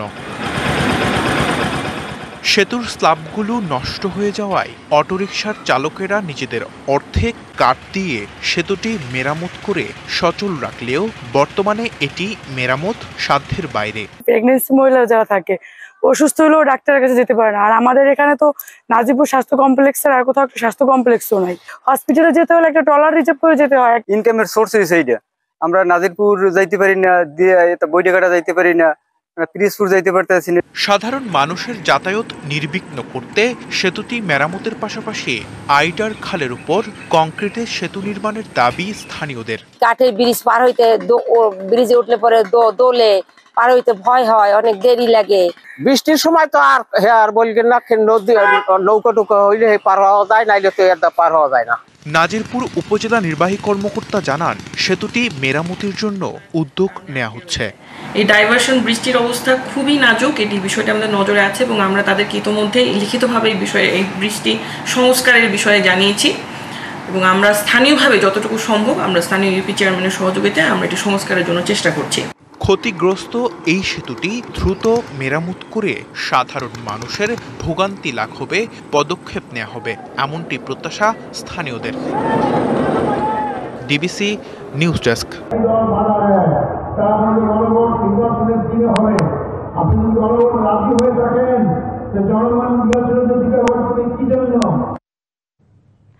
কক্সবাজারের ক্যাম্প থেকে পালিয়ে চট্টগ্রামের বিভিন্ন উপজেলায় বসতি গড়ে তুলেছে রোহিঙ্গারা। বন বিভাগের জমি দখল করে সাতকানিয়া ও চন্দনাইশ উপজেলায় বসবাস করছে শতাধিক পরিবার। তবে বন বিভাগের কাছে এ নিয়ে নেই কোনো তথ্য। শুধু বনভূমি উজাড় নয়, নানা অপরাধমূলক কর্মকাণ্ডেও জড়াচ্ছে রোহিঙ্গারা। কক্সবাজারের টেকনাফ ও উখিয়ার 32টি ক্যাম্পে 13 লাখ রোহিঙ্গা নিয়ে আগে থেকেই নানামুখী সংকটে বাংলাদেশ। তার উপর গত 1 বছরে 1.5 লাখের বেশি রোহিঙ্গা প্রবেশ করেছে বাংলাদেশে। এমন পরিস্থিতিতে ক্যাম্প থেকে পালিয়ে চট্টগ্রামের সাতকানিয়ার সদাহা ইউনিয়নের বাজালিয়া, মাহালিয়া আর হলুদিয়া এলাকায় বন বিভাগের হাজার হাজার একর জমি দখল করে বসতি গড়ে তুলেছে রোহিঙ্গারা। এলাকায় বেড়েছে মাদক ব্যবসা, চুরি ও ছিনতাই। এই এলাকায় যে পরিমাণ বর্মায়ারা এসে বসত বাড়ি করতেছে, এটা আমাদের এলাকায় প্রচুর ক্ষতি হচ্ছে। এখানে তারা অসামাজিক কার্যকলাপ নিয়ে এই হরিণটায় একটি বিশাল জ্ঞান তৈরি হচ্ছে। শান্তি বাহিনীর নাম দিয়ে এখানে আমাদের ভাইয়ের বাড়িঘর পুড়ে ফেলছে, অনেক ক্ষতিগ্রস্ত করতেছে। রোহিঙ্গা আইনে বিভিন্ন ধরনের অপকর্ম জড়িত হইয়ে ট্যাবলেট বিয়ারি সহ এবং যারা ফজত করে তারা আরাতুন সহ বেগুন তো সাদা লইয়ে। এখানে বিশেষ করে বেশিরভাগ এখানে ওই ক্যাম্প থেকে টেন্নাপ থেকে মাদক আনা হয়।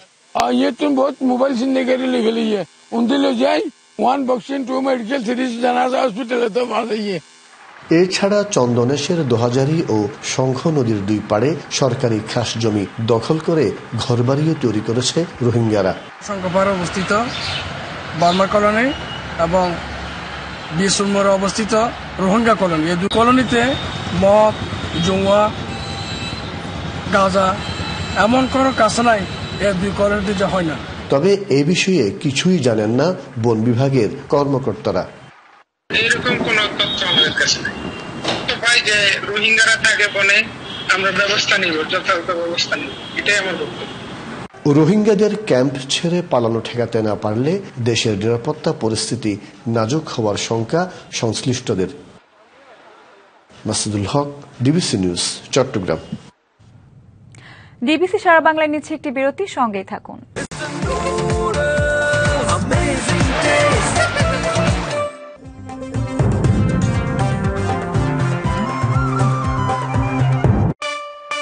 Brought to you by Walton Smart Freeze.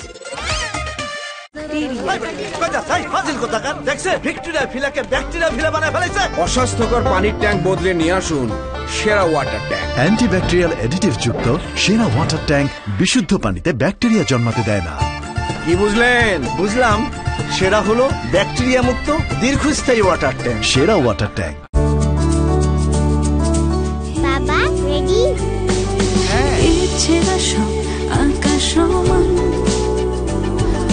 চলছে চলুক সময়ের গান, লাইফ যখন যেখানে যেমন থাকতে হবে রেডি তেমন। তুমি আছি আমরা রেডি, সাজাই সময় ভাবনাহীন, এই এখানে হাসি মুখে লাইফ রেডি প্রতিদিন, লাইফ রেডি প্রতিদিন প্রতিদিন, একটা রাইস বোল হাসি মুখে লাইফ রেডি প্রতিদিন, লাইফ রেডি প্রতিদিন। সময়ের সাথে সাথে দেখা দেয় নিত্য নতুন প্রয়োজন, রেডি থাকতে হয় প্রতি মুহূর্ত। তাই এলো ইনোভার, যেন আপনি লাইফে থাকেন রেডি প্রতিদিন। Innova, designed for now, a product of Akij resource. Tisha, 5 মিনিটের প্রমিস আর কেউ না রাখলেও হারপিক কিন্তু ঠিকই রাখে। রিয়েলি? নতুন বেস্ট এভার হারপিক এর নতুন ঘন ফর্মুলার কারণে সাধারণ ক্লিনারের তুলনায় পরিমাণে কম লাগে, তাও আবার নতুন সৌরভে। হারপিক 5 মিনিটেই করে 10 গুণ বেশি পরিষ্কার।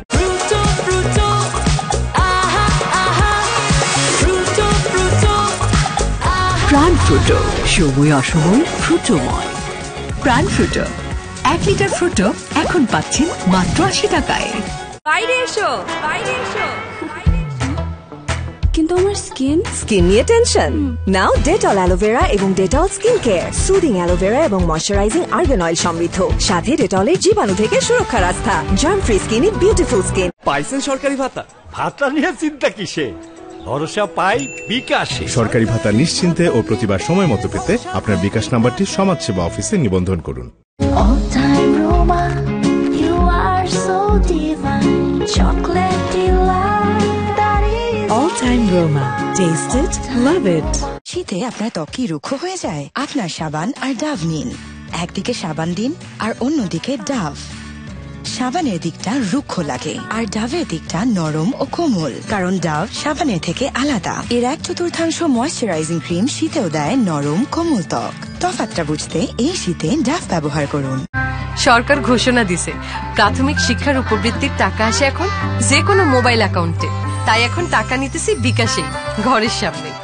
খরচাও নাই, ভরসাও পাই। নিরাপদ ও সহজে উপবৃত্তির টাকা পেতে আজই আপনার বিকাশ অ্যাকাউন্ট সন্তানের স্কুলে রেজিস্টার করুন।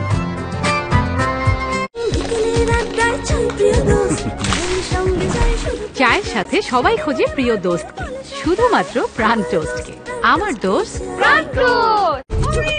নাস্তার সময় চাই আমি বাইট, প্রাঞ্জলিতেই স্বাদের ডিলাইট। অরেঞ্জ ম্যাঙ্গো আর অ্যাপল জেলি, মজার নাস্তা ইজিলি।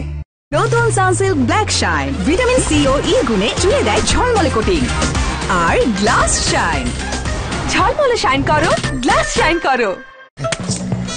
স্যার বাঁকে না তো, ভাঙা যায়। আগেই বলছিলাম ভিগো ওয়্যার গার্ড পাইপ কিনতে। ভিগো ওয়্যার গার্ড প্রয়োজন মতো বাঁকানো যায়, অধিক চাপেও ভাঙে না, টিকে থাকে 100 বছর। ভিগো ওয়্যার গার্ড বাঁকে কিন্তু ভাঙে না। ভিগো বৈদ্যুতিক তারকে রাখে সুরক্ষিত। নাফিসের কথা আর বললেন না, ওইটা গিয়ে বাউন্ডারি লাইন দিয়ে ক্যাচ ধরে ফেললো। সেই আরে ভাই, আমি আমাদের বন্ধু নাফিসের কথা বলতেছিলাম। আমি ভাবছি ক্রিকেটার নাফিসকে নিয়ে কথা বলতেছি। মাসালায় মশালাময় প্রাণ পটেটো ক্র্যাকার, সব তো শেষ।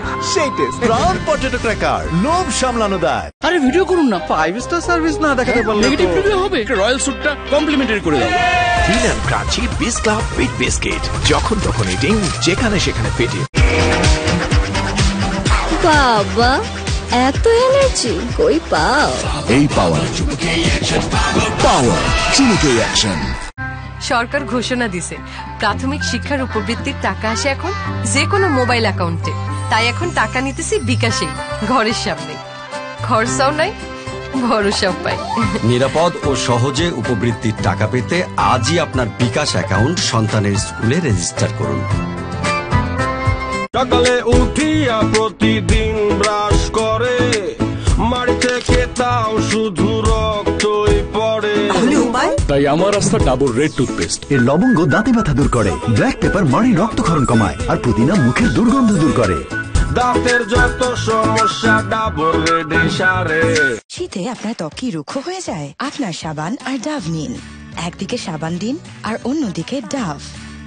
সাবানের দিকটা রুক্ষ লাগে আর ডাভের দিকটা নরম ও কোমল, কারণ ডাভ সাবানের থেকে আলাদা। এর 1/4 ময়শ্চারাইজিং ক্রিম শীতেও দেয় নরম কোমল ত্বক। তফাৎটা বুঝতে এই শীতে ডাভ ব্যবহার করুন। ভাবির মনে হয় লাইজল ইউজ করার সময় এসে গেছে। নতুন লাইজল 3-in-1 ডিটারজেন্টের চেয়ে 10 গুণ বেশি পরিষ্কার করে। লাইজল, ঘর হবে কমপ্লিট ক্লিন। Lizol clean. এখন হারপিক লাইজল ডাবল সুরক্ষা বান্ডেলে পাচ্ছেন 40 টাকা ছাড়। জলদি কিনুন। হারপিকের চেয়ে ভালো কে আছে? হারপিকের চেয়ে ভালো নতুন বেস্ট এভার হারপিক। এর নতুন ফর্মুলা মাত্র 5 মিনিটে করে 10 গুণ বেশি পরিষ্কার, তাও আবার নতুন সৌরভ। নতুন বেস্ট এভার হারপিক, আর যাই করেন। Brought to you by Walton Smart Freeze.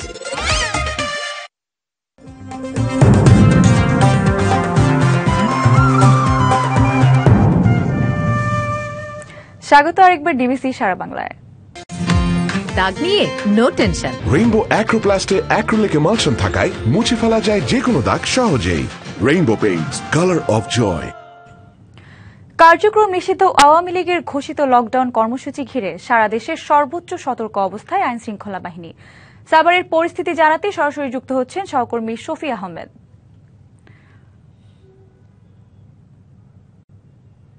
Shafi, সাভারের সার্বিক পরিস্থিতি সম্পর্কে জানাবেন।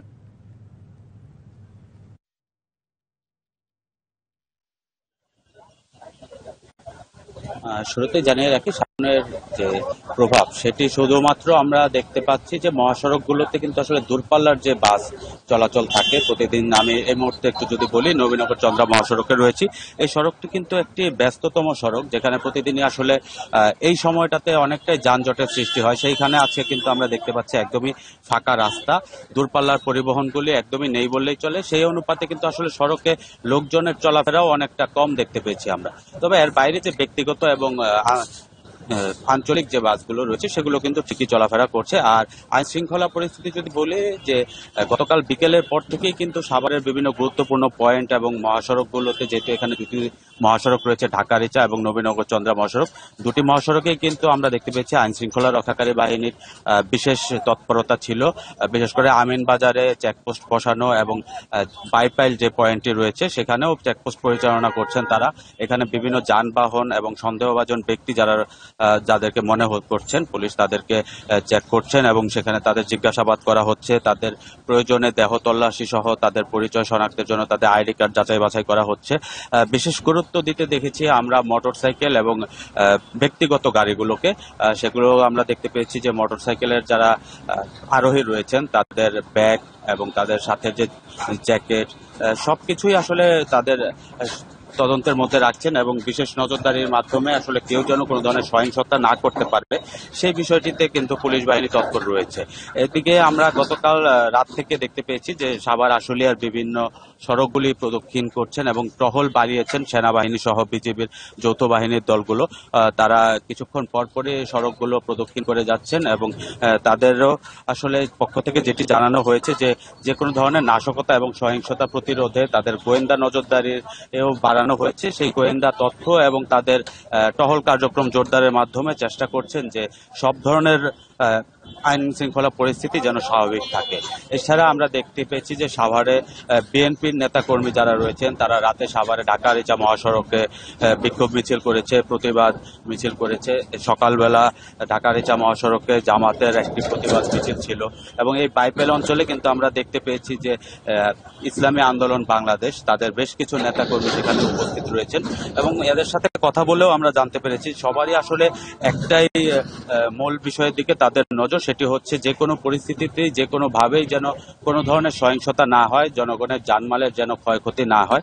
তো এই সব বিষয় নিয়েই কিন্তু আইন শৃঙ্খলা পরিস্থিতি স্বাভাবিক রাখতে সাভার, আশুলিয়া, ধামরাই যেহেতু 3টি থানা রয়েছে ঢাকা জেলার এই অঞ্চলটিতে, এই 3 থানাতেই কিন্তু বিশেষ অভিযান পরিচালিত হচ্ছে এবং সেই অভিযানের তথ্য আমরা মধ্যরাত পর্যন্ত যতটুকু জানতে পেরেছি যে এই সাভার, আশুলিয়া এবং ধামরাই মিলিয়ে অন্তত 30 থেকে 40 জনকে আটক করা হয়েছে, যাদের নাম পরিচয় যাচাই বাছাই হচ্ছে। তবে এখন পর্যন্ত পুলিশ অফিসিয়ালি কতজনকে গ্রেপ্তার করা হয়েছে সেটি জানায়নি। পরবর্তী লাইভে হয়তো আমরা সেটি তথ্য দিতে পারবো। শফি, ধন্যবাদ আপনাকে।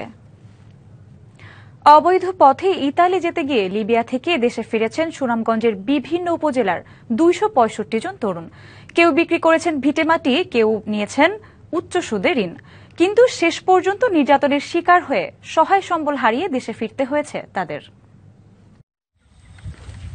সুনামগঞ্জের প্রত্যন্ত গ্রামের বাসিন্দা জাকারিয়া আহমেদ ইয়াহিয়া স্বপ্ন ছিল ইতালি গিয়ে পরিবারের সচ্ছলতা ফিরিয়ে আনবেন। 2021 সালে 4 লাখ টাকা চুক্তির বিনিময়ে দালাল চক্রের মাধ্যমে প্রথমে লিবিয়ায় পৌঁছান। এরপর 2023 সালে আরেক দালালের সঙ্গে আবার 4.5 লাখ টাকায় ইতালি যাওয়ার চুক্তি করেন। ভূমধ্য সাগর পাড়ি দেওয়ার সময় লিবিয়ার আইন শৃঙ্খলা বাহিনীর হাতে আটক হন জাকারিয়া সহ প্রায় 120 জন অভিবাসন প্রত্যাশী। পরে স্থানীয় মাফিয়া চক্র আইন শৃঙ্খলা বাহিনীর কাছ থেকে তাদের কিনে নেয়। এরপর শুরু হয় মুক্তিপণের জন্য নির্মম নির্যাতন। 2 দিনের ভিতর 6 লাখ টাকা না দেন তাইলে মনে করেন আপনার এক রাত থাকলে বাংলার 10,000 টাকা করে দিতে হইবা। আমার আম্মা জমিন জায়গা বিক্রি করে পরে 2 দিনের ভিতরে যে মনিয়ক করছেন 6 লাখ টাকা মিলাই দিচ্ছেন। জাকারিয়াকে ছাড়াতে দালাল চক্রকে মুক্তিপণ দিতে গিয়ে জায়গা জমি বিক্রি করে নিঃস্ব হয়েছেন পরিবার। শুধু জাকারিয়া নন, তার মতো আরো অনেক তরুণ উন্নত জীবনের আশায় ঝুঁকছেন অবৈধ অভিবাসনের দিকে। রাত্রে ফোন দিছে প্রায় 2টার দিকে, আমার ছেলে যে আম্মা আমরা তোমার কেন ধরা হয়েছে, আমার তো মারধর হতেছে, আম্মা তুমি তাড়াতাড়ি আমার ফাটাই দাও। সারাদিনে মনে করেন যে আপনার একটা রুটি দিত। এই পরিস্থিতিতে পরে থাকার পরে বাসায় আমাদের যা ছিল সবকিছু বিক্রি টিক্রি করে পরে ওকে টাকা দেওয়া হয়। এই টাকা দেওয়ার পরে সে আবার টাকা দাবি করে।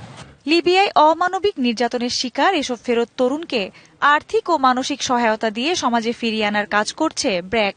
30 বছরের পুরানো সরু সেতুর কারণে জনজীবন অতিষ্ঠ কালকিনিবাসীর। উপজেলা শহরের পানকেন্দ্রে পালুরদি নদীর উপর নির্মিত সরু সেতুর কারণে দিন দিন বেড়েই চলছে যানজট। এতে অসহনীয় দুর্ভোগ পোহাতে হচ্ছে সাধারণ মানুষকে। সরু সেতুটি ভেঙে নতুন সেতু নির্মাণের দাবি এলাকাবাসীর। এদিকে জনদুর্ভোগের কথা চিন্তা করে দ্রুত সেতু নির্মাণের আশ্বাস স্থানীয় সরকার প্রকৌশল অধিদপ্তরের। মাদারীপুরের কালকিনি উপজেলাকে 2 ভাগে বিভক্ত করেছে পালুরদি নদী। নদীর কুল ঘেঁষে গড়ে উঠেছে কালকিনি উপজেলা শহর। এই নদীর উপর 1994 সালে 88 মিটার দৈর্ঘ্যের সেতু নির্মাণ করে স্থানীয় সরকার প্রকৌশল অধিদপ্তর। উপজেলার 10টি ইউনিয়নের মধ্যে 9টি পালুরদি নদীর ওপারে। এই সরু সেতু দিয়ে প্রতিদিন এসব এলাকার মানুষকে উপজেলা শহর সহ সারা দেশে যাতায়াত করতে হয়।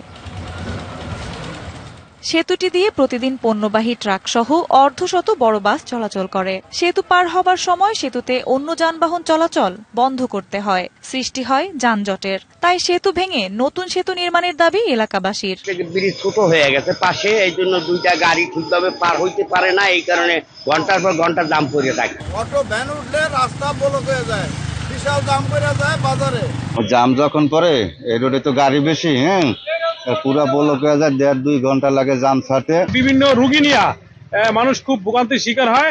তাই আমরা সরকারের কাছে আকুল আবেদন জানাই, এই ব্রিজটা অনতিবিলম্বে ভেঙে বড় করে রাস্তা যদি বড় করে দেওয়া হয় তাহলে বড় গাড়ি এবং মানুষের চলাচলের জন্য খুব সুন্দর হবে। তবে দ্রুত নতুন সেতু নির্মাণের আশ্বাস দিলেন স্থানীয় সরকার প্রকৌশল অধিদপ্তর।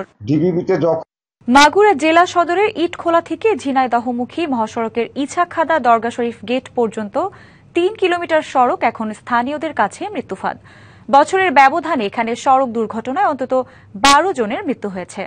হাইওয়ে পুলিশ এই 3 কিলোমিটার সড়ককে ব্ল্যাক স্পট হিসেবে চিহ্নিত করেছে। এছাড়া উপজেলাগুলোতেও সড়কে প্রাণ ঝরেছে অনেকের। কার্যকর পদক্ষেপ চায় মাগুরাবাসী।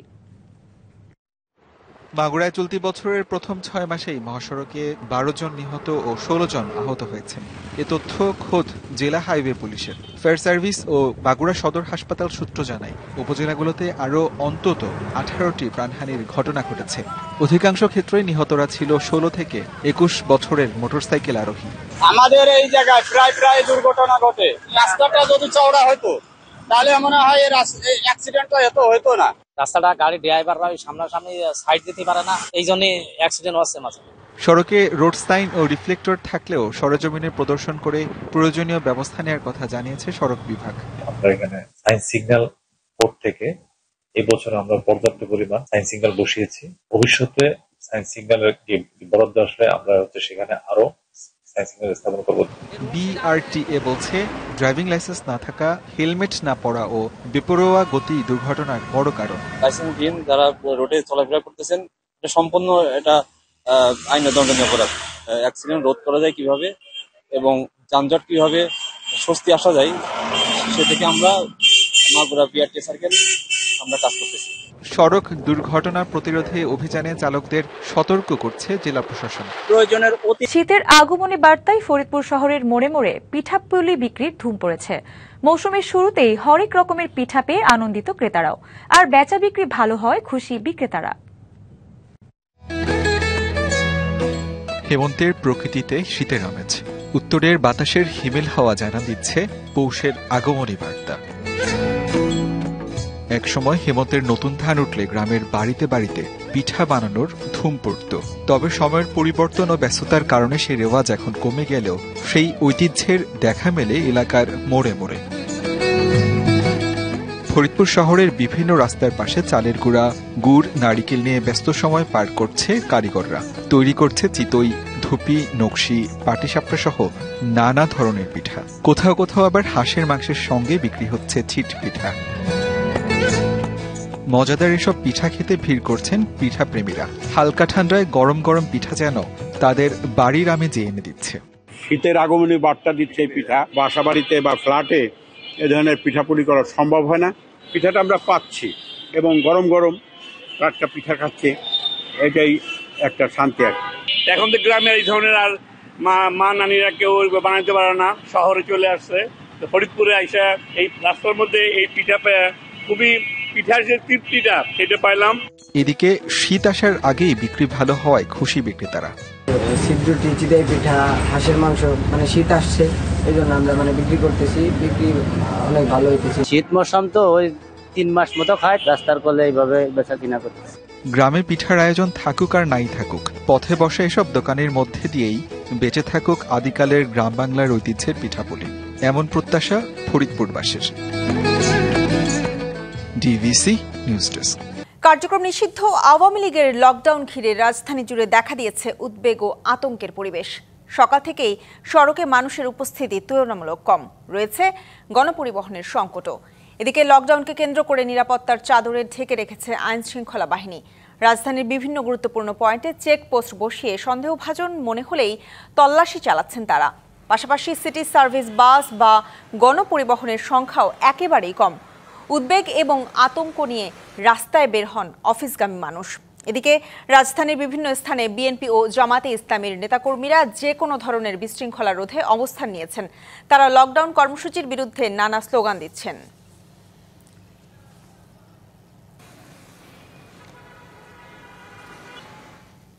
কিছু ঘটনা ঘটছে, সেজন্য জনমনে একটু ভয় তৈরি হয়েছে। এটা অবশ্যই আবেগের উদ্যোগের বিষয়, হরই হচ্ছে, এটা সবাইকে সাবধানে চলতে হবে, থাকতে হবে। বাসে ওঠার মধ্যে আতঙ্ক কাজ করছে কিছুটা। আইন শৃঙ্খলা বাহিনী যদি তাদের শক্ত অবস্থানটা ধরে রাখে তাহলে আমার মনে হয় না খুব বেশি একটা সমস্যা হবে আশা করি। পরিবহনের সংখ্যা খুবই কম এবং যারা অসুস্থ হয় হাসপাতালে নিয়ে যাওয়াটা, এগুলো তো অবশ্যই অসুবিধা হচ্ছে। আমরা সাধারণ মানুষ, আমাদের সবসময় কাজকর্ম করতে হয়, আমরা ওইভাবে আমাদের চলতে হয়, এটা দেশের জন্য খুব ক্ষতি। এ বিষয়ে আরো জানাতে রাজধানীর বিভিন্ন প্রান্ত থেকে আমাদের সাথে যুক্ত হচ্ছেন সহকর্মীরা। শুরুতেই ধানমন্ডির ২৭ নম্বর এলাকায় আছেন সহকর্মী ইকবাল অনেক। ইকবাল, আজ সকালেই আপনি জানাচ্ছিলেন শ্যামলী থেকে যে সেখানকার আইন শৃঙ্খলা বাহিনীর সতর্ক অবস্থান ছিল এবং সাধারণের উপস্থিতি ছিল রাস্তায় কম। এই মুহূর্তে আপনি আছেন ধানমন্ডির ২৭-এ, সেখানকার অবস্থা কেমন দেখছেন জানাবেন।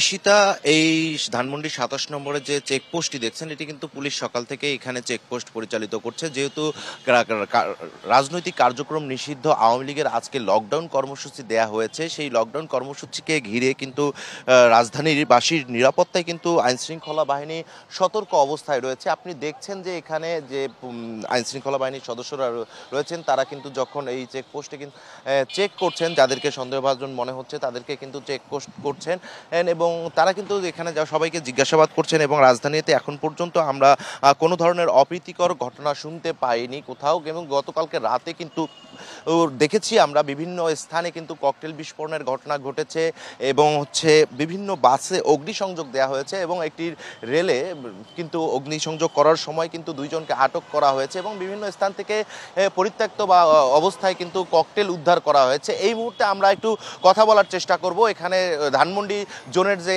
অ্যাসিস্ট্যান্ট এসি রয়েছেন তার সঙ্গে আমরা একটু কথা বলবো। তারা এখানে চেকপোস্ট পরিচালিত করছেন এবং আইনশৃঙ্খলা পরিস্থিতি কেমন রয়েছে।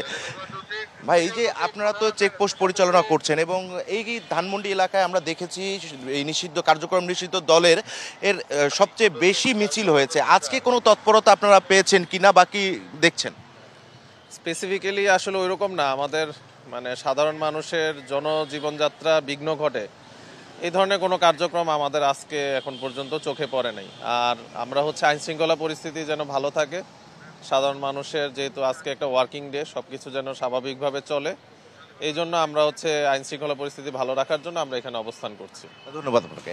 ঈশিতা, শুনছিলেন যে এখানে যে আইন শৃঙ্খলা বাহিনীর সদস্যরা রয়েছেন তারা কিন্তু বলছেন যে জনসাধারণ আজকে যেহেতু অফিসিয়াল ডে, সেই ক্ষেত্রে তারা জনসাধারণের যাতে নিরাপত্তা নিশ্চিত থাকে সেই বিষয়ে তারা কার্যক্রম পরিচালিত করছেন এবং এই পর্যন্ত কিন্তু আমরা দেখেছি যান চলাচল স্বাভাবিক রয়েছে। এখন পর্যন্ত কোনো ধরনের অপ্রীতিকর ঘটনার খবর আমরা পাইনি। পরবর্তীতে কোনো যদি তথ্য পেয়ে থাকি তখন আমরা জানানোর চেষ্টা করব। ঈশিতা, এই ছিল আমার কাছে লকডাউন কর্মসূচির সবশেষ তথ্য। অনেক আপনাকে ধন্যবাদ। এদিকে মিরপুর থেকে আমাদের সাথে যুক্ত আছেন সহকর্মী ফরহাদুজ্জামান। ফরহাদ, আপনি শুনছিলেন আমাদের সহকর্মী অনেক জানাচ্ছিলেন ধানমন্ডি ২৭ থেকে সেখানকার অবস্থা। আপনি এই মুহূর্তে কোথায় আছেন? আপনি এই মুহূর্তে পরিস্থিতি কেমন দেখছেন বিস্তারিত জানাবেন।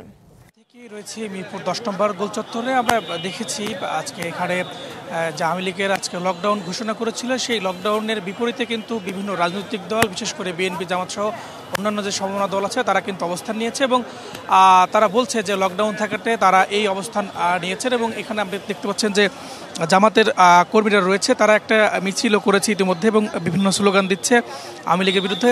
তারা বলছে এই বাংলা মাটিতে আওয়ামী লীগের আর ঠাঁই হবে না এবং আজকের জন্য কোনো ধরনের অপ্রীতিকর ঘটনা ঘটাতে না পারে সেই জন্য তারা কিন্তু অবস্থান নিয়েছে। আমরা দেখেছি এখানে সেনাবাহিনী রয়েছে, পাশাপাশি পুলিশ রয়েছে এবং অন্যান্য আইনশৃঙ্খলা বাহিনী রয়েছে এবং এখন পর্যন্ত এখান থেকে 2 জনকে আটক করা হয়েছে। তারা জয় বাংলা স্লোগান দেওয়ার কারণে জামাতের মিছিল থেকে সেখান থেকে কিন্তু 2 জনকে আটক করা হয়েছে আমরা দেখতে পেয়েছি এবং তাদেরকে পরে পুলিশে সোপর্দ করা হয়েছে।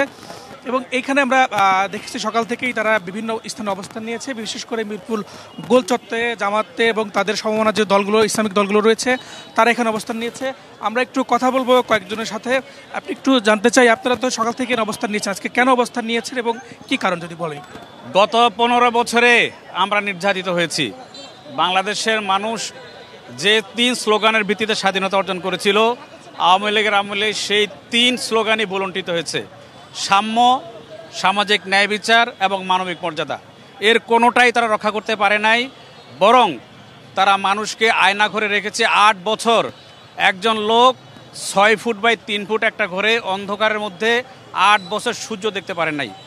আমরা ঘরে থাকতে পারি নাই, আমাদেরকে মসজিদ থেকে গ্রেপ্তার করা হয়েছে। আমি 4 বার অ্যারেস্ট হয়েছি, আমার বাসা থেকে আমাকে গ্রেপ্তার করেছে। আমরা আমাদের যে রাজনৈতিক অধিকার, সামাজিক অধিকার সেটা আমরা পাইনি। এবং জুলাইয়ের যুদ্ধে যারা আহত হয়েছে, নিহত হয়েছে, তাদের বিরুদ্ধে শেখ হাসিনার এই যে হত্যাকাণ্ড, এই যে গণহত্যা, আমরা চাই যে তার উপযুক্ত বিচার হোক।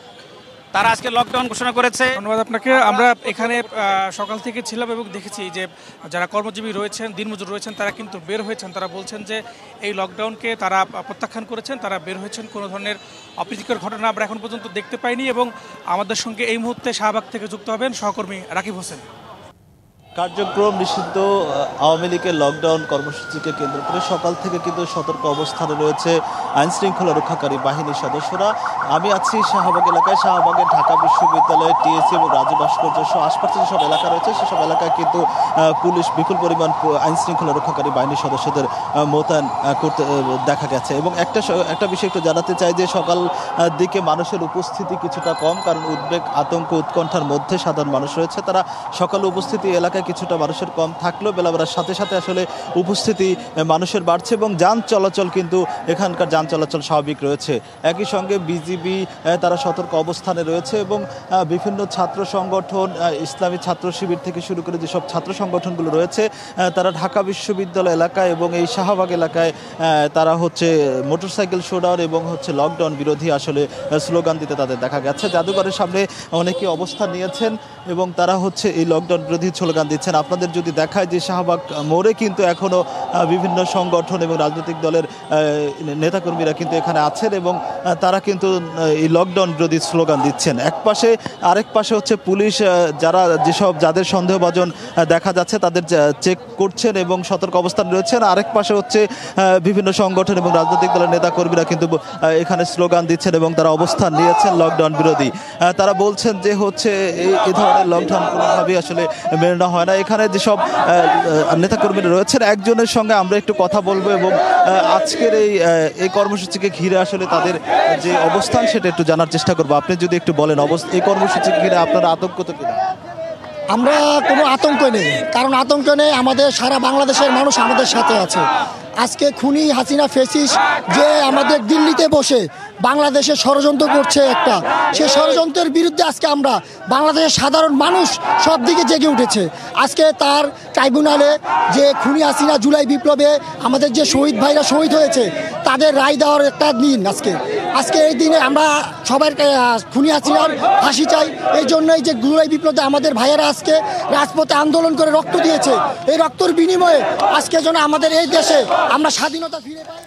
রাকিব, আপনাকে ধন্যবাদ। আমাদের সাথে যাত্রাবাড়ি থেকে যুক্ত হচ্ছেন সহকর্মী আরিফুল ইসলাম। আরিফুল, আপনি দেখছিলেন যে মিরপুর 10 থেকে আমাদের সহকর্মী দেখাচ্ছিলেন যে জামাতের অবস্থান, সেখানে সতর্ক অবস্থান রয়েছে এবং শাহবাগেও বিভিন্ন রাজনৈতিক দলের সতর্ক অবস্থান আছে।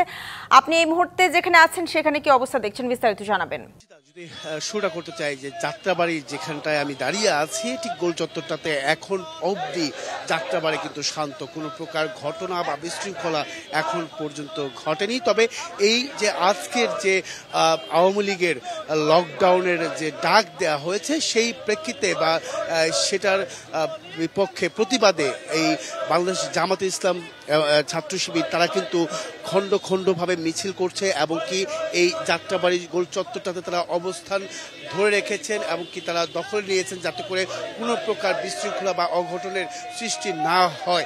সেই রোধে কিন্তু তারা বিভিন্ন এই লকডাউনের বিপক্ষে তারা বিভিন্ন স্লোগান দিচ্ছেন। এর পাশাপাশি আমরা যদি একটু বলতে চাই যে সেনাবাহিনীর উপস্থিতি আমরা কিছুক্ষণ আগেই দেখেছি সেনাবাহিনীর টহল একটি গাড়ি টহল দিচ্ছেন সেনাবাহিনী সহ অন্যান্য যে আইন শৃঙ্খলা বাহিনী নিরাপত্তার সঙ্গে যারা জড়িত তারা প্রত্যেকে যাদের অবস্থান থেকে তারা কার্যক্রম পরিচালনা করে যাচ্ছে যাতে করে কোনো প্রকার বিশৃঙ্খলা সৃষ্টি না হয়। এছাড়া আরেকটি বিষয় জানিয়ে রাখি যে শুধুমাত্র যে সিটি সার্ভিস যে বাসগুলো রয়েছে সিটি সার্ভিস সেই গণপরিবহনগুলো সেগুলো নয়, সেই সংখ্যাটার পাশাপাশি কিন্তু আমরা দূরপাল্লার বাসের সংখ্যাটাও আমরা দেখেছি অনেকটাই কম এবং কি যাত্রীদের আনাগোনা বা অহেতুক ঘর থেকে বের হওয়া মানুষের সংখ্যাটাও কিন্তু কম।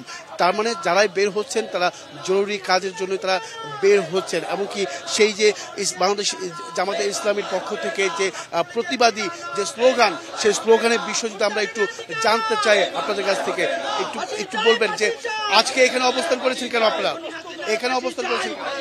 13 তারিখে আমি ফাঁসিবাদী তারা মাঠে নামতে চাই এবং সেটা প্রতিহত করার জন্য আজকে আমরা নামছি। বাংলাদেশ ঢাকা শহরে বাংলাদেশ জামাত ইসলামী প্রত্যেকটা স্তরে নিশ্চিত নিরাপত্তায় আছে এবং প্রতিহত করার জন্য প্রস্তুত আছে ইনশাল্লাহ।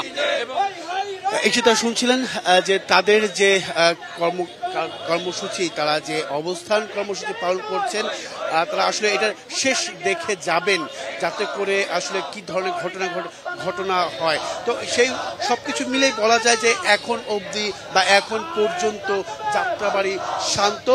হয়তোবা আরিফ, আপনাকে ধন্যবাদ। কার্যক্রম নিষিদ্ধ আওয়ামী লীগের ঘোষিত লকডাউন কর্মসূচি ঘিরে সারা দেশে সর্বোচ্চ সতর্ক অবস্থায় আইন শৃঙ্খলা বাহিনী।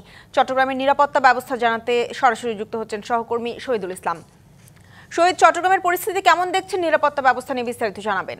লকডাউনের যে প্রভাব সেটা এখন পর্যন্ত চট্টগ্রামে আসলে পড়েনি বললেই চলে। আমরা সকাল থেকে দেখেছি আইন শৃঙ্খলা বাহিনীর যে সার্বিক নিরাপত্তা ব্যবস্থা, এবং সেটা আইন শৃঙ্খলা বাহিনী মাঠে রয়েছেন, এবং এছাড়াও যে আমরা দেখেছি যানবাহনও চলাচল করছে।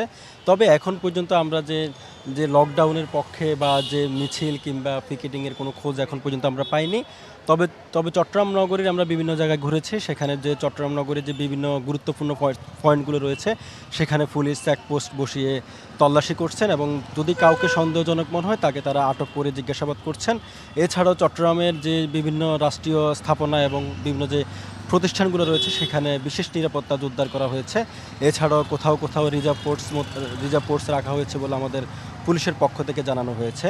এছাড়াও আমরা দেখেছি চট্টগ্রামে নাশকতা ঠেকাতে গত রাত থেকে 2 প্লাটুন বিজিবি নগরীতে মোতায়েন রয়েছে, এবং এর পাশাপাশি সেনাবাহিনী, র্যাবের সদস্য এবং পুলিশ বাহিনীর সদস্যরা আমরা বিভিন্ন জায়গায় টহল দিতেও দেখেছি। তবে চট্টগ্রাম নগরীতে লকডাউনের প্রভাব পড়েনি বললেই চলে। আমরা দেখেছি চট্টগ্রাম নগরীতে সকাল থেকে যে যানবাহনগুলো রয়েছে সেগুলো ব্যক্তিগত যানবাহনগুলো চলছে, এবং মানুষের উপস্থিতিও অন্যান্য দিনের তুলনার মতো স্বাভাবিক রয়েছে। এছাড়াও দোকানপাটও খুলেছে, এবং আমরা দেখেছি যে ব্যক্তিগত যানবাহন চললেও নগরীতে যে অন্যান্য দিন যে গণপরিবহন থাকে সেই গণপরিবহনের তুলনা আজকে একটু কম রয়েছে। এছাড়াও আমরা দেখেছি নগরীতে বিভিন্ন জায়গায় যে সেনাবাহিনী টহল দিচ্ছে, এবং সেনাবাহিনীর পাশাপাশি র্যাব, পুলিশের যে পুলিশ সহ আইন শৃঙ্খলা বাহিনীর যে সদস্যরা রয়েছেন তারাও টহল দিচ্ছেন।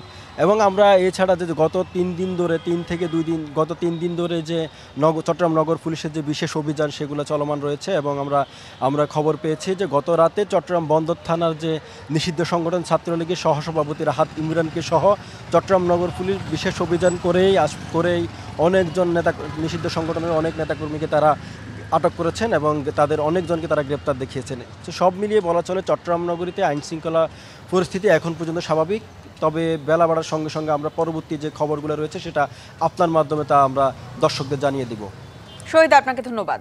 জুলাই আগস্ট আন্দোলনে সংগঠিত মানবতা বিরোধী অপরাধের মামলায় ক্ষমতাচ্যুত প্রধানমন্ত্রী শেখ হাসিনা ও সাবেক স্বরাষ্ট্রমন্ত্রী আসাদুজ্জামান খান কামাল সহ 3 জনের বিরুদ্ধে আজ রায় ঘোষণার তারিখ ধার্য করবে ট্রাইব্যুনাল। আরও জানাতে ট্রাইব্যুনাল প্রাঙ্গণ থেকে যুক্ত হচ্ছেন সহকর্মী লিটন মাহমুদ।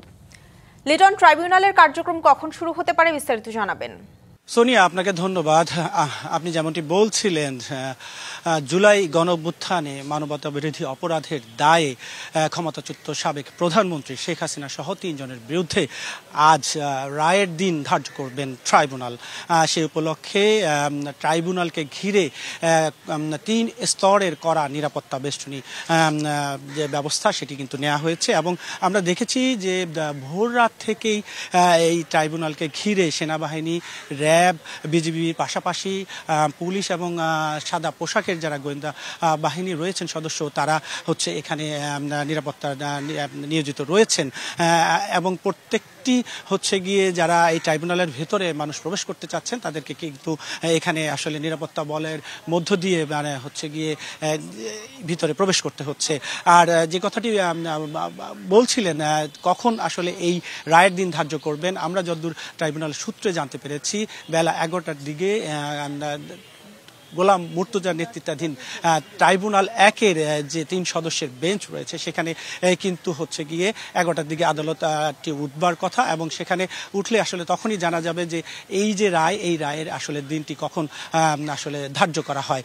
একটি বিষয় আপনার মাধ্যমে জানিয়ে রাখতে চাই, এই যে রায়ের যে দিনটি ধার্য করবেন এর আগে যে বিচারিক প্রক্রিয়াটি হয়েছিল শুরু, সেই বিচারিক প্রক্রিয়ায় কিন্তু এই মামলার যিনি আরেকজন অপর আসামি রয়েছেন অর্থাৎ সাবেক আইজিপি চৌধুরী আবদুল্লাহ আল মামুন তিনি কিন্তু রাজসাক্ষী হিসেবে নিজের দোষ স্বীকার করে এবং হচ্ছে গিয়ে পুরো ঘটনাটির আসলে যে জুলাই গণঅভ্যুত্থান ঘিরে যে হত্যাযজ্ঞ হয়েছে সেই বিষয়টিকে কিন্তু তিনি দায় স্বীকার করেছেন এবং নিজেকে দোষী সাব্যস্ত করেই সেখানে তিনি আসলে তিনি সাক্ষ্য প্রদান করেছেন। এবং এখন আসলে বিচার্যের যে বিষয়টি যে ট্রাইব্যুনাল আসলে কি সিদ্ধান্ত নেন, তাকে দোষী হিসেবে করে রাজসাক্ষী হিসেবে তাকে আসলে সাজা দেন বা দণ্ডিত করেন কিনা সেই বিষয়টি আসলে সামনে এসছে।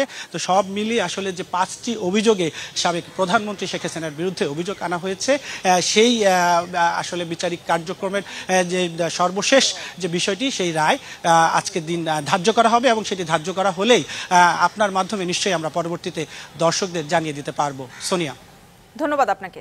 দুপুরে জাতির উদ্দেশ্যে ভাষণ দেবেন প্রধান উপদেষ্টা ডক্টর মোহাম্মদ ইউনূস। তার ভাষণে জুলাই সনদ সংস্কার ও গণভোটের সময় বিষয়ে দিক নির্দেশনা থাকতে পারে। ভাষণের আগে উপদেষ্টা পরিষদের বৈঠকে জুলাই সনদ বাস্তবায়নের পদ্ধতি অনুমোদন হতে পারে। এদিকে জুলাই সনদ নিয়ে 1 সপ্তাহে মতামত দেওয়ার কথা থাকলেও এখন পর্যন্ত সরকারকে একমত হবার বার্তা দিতে পারেনি রাজনৈতিক দলগুলো।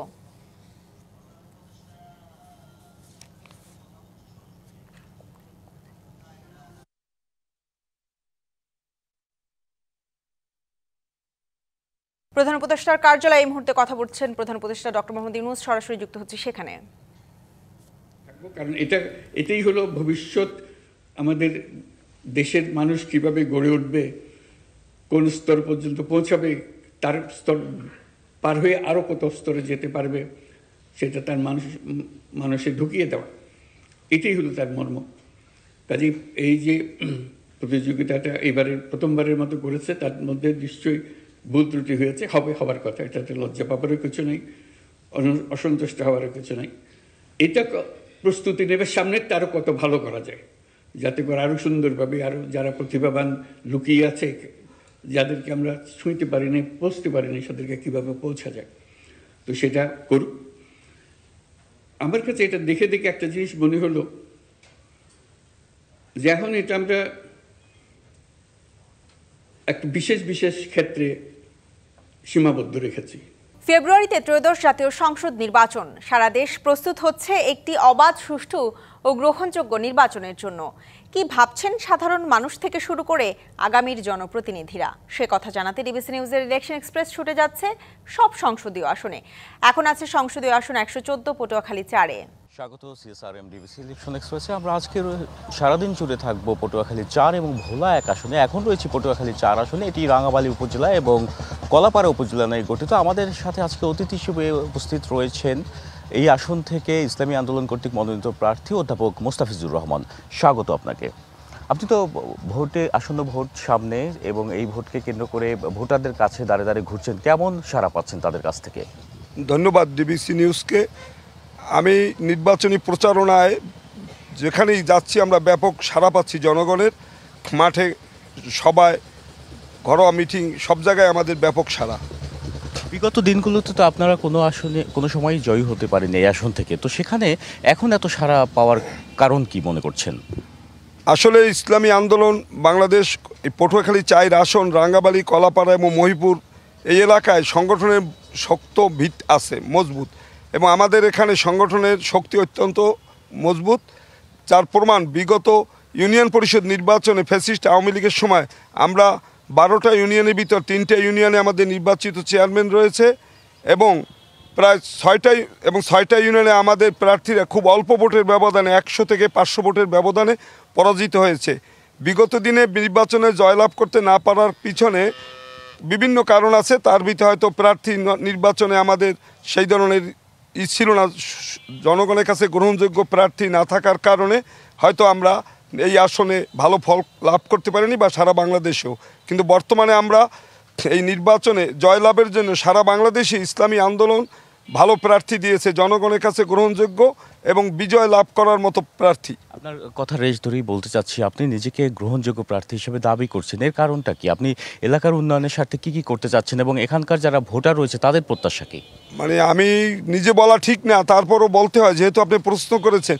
আমি এই এলাকায় আমার রাজনীতি সামাজিক কর্মকাণ্ডে বিচরণ প্রায় 40 বছরের অধিক, এবং আমি ইতিপূর্বে 2বার উপজেলা পরিষদ নির্বাচনে অংশ নিয়েছি। সেই জাতীয় পার্টির সময় একবার, আওয়ামী লীগের ক্ষমতার সময় একবার, 2বারই আমি নির্বাচনে জয়লাভ করেছি উপজেলা চেয়ারম্যান হিসাবে, এবং স্বতন্ত্র হিসাবে আমি একবার নির্বাচন করেছি। দলীয় প্রার্থী ছিল বিএনপির, আমি বিএনপি থেকে বিদ্রোহী প্রার্থী হিসাবে নির্বাচন করেছি। সেখানেও আমি কলাপাড়া উপজেলায় সবচেয়ে বেশি ভোট পেয়েছি বিজয়ী আওয়ামী লীগ প্রার্থীর চাইতো, এবং নিকটতম প্রতিদ্বন্দ্বী আমিই ছিলাম।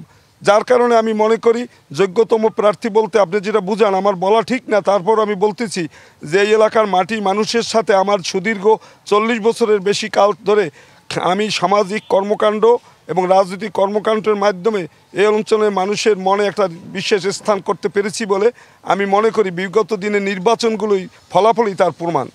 এই এলাকার মানুষ কি প্রত্যাশা করছে আপনার কাছে, এবং এই এলাকায় কি কি সংকট রয়েছে যা সমাধানে আপনি পদক্ষেপ নেবেন নির্বাচন জয়ী হতে পারলে? আসলে আমরা হচ্ছে কৃষি নির্ভর একটি এলাকা।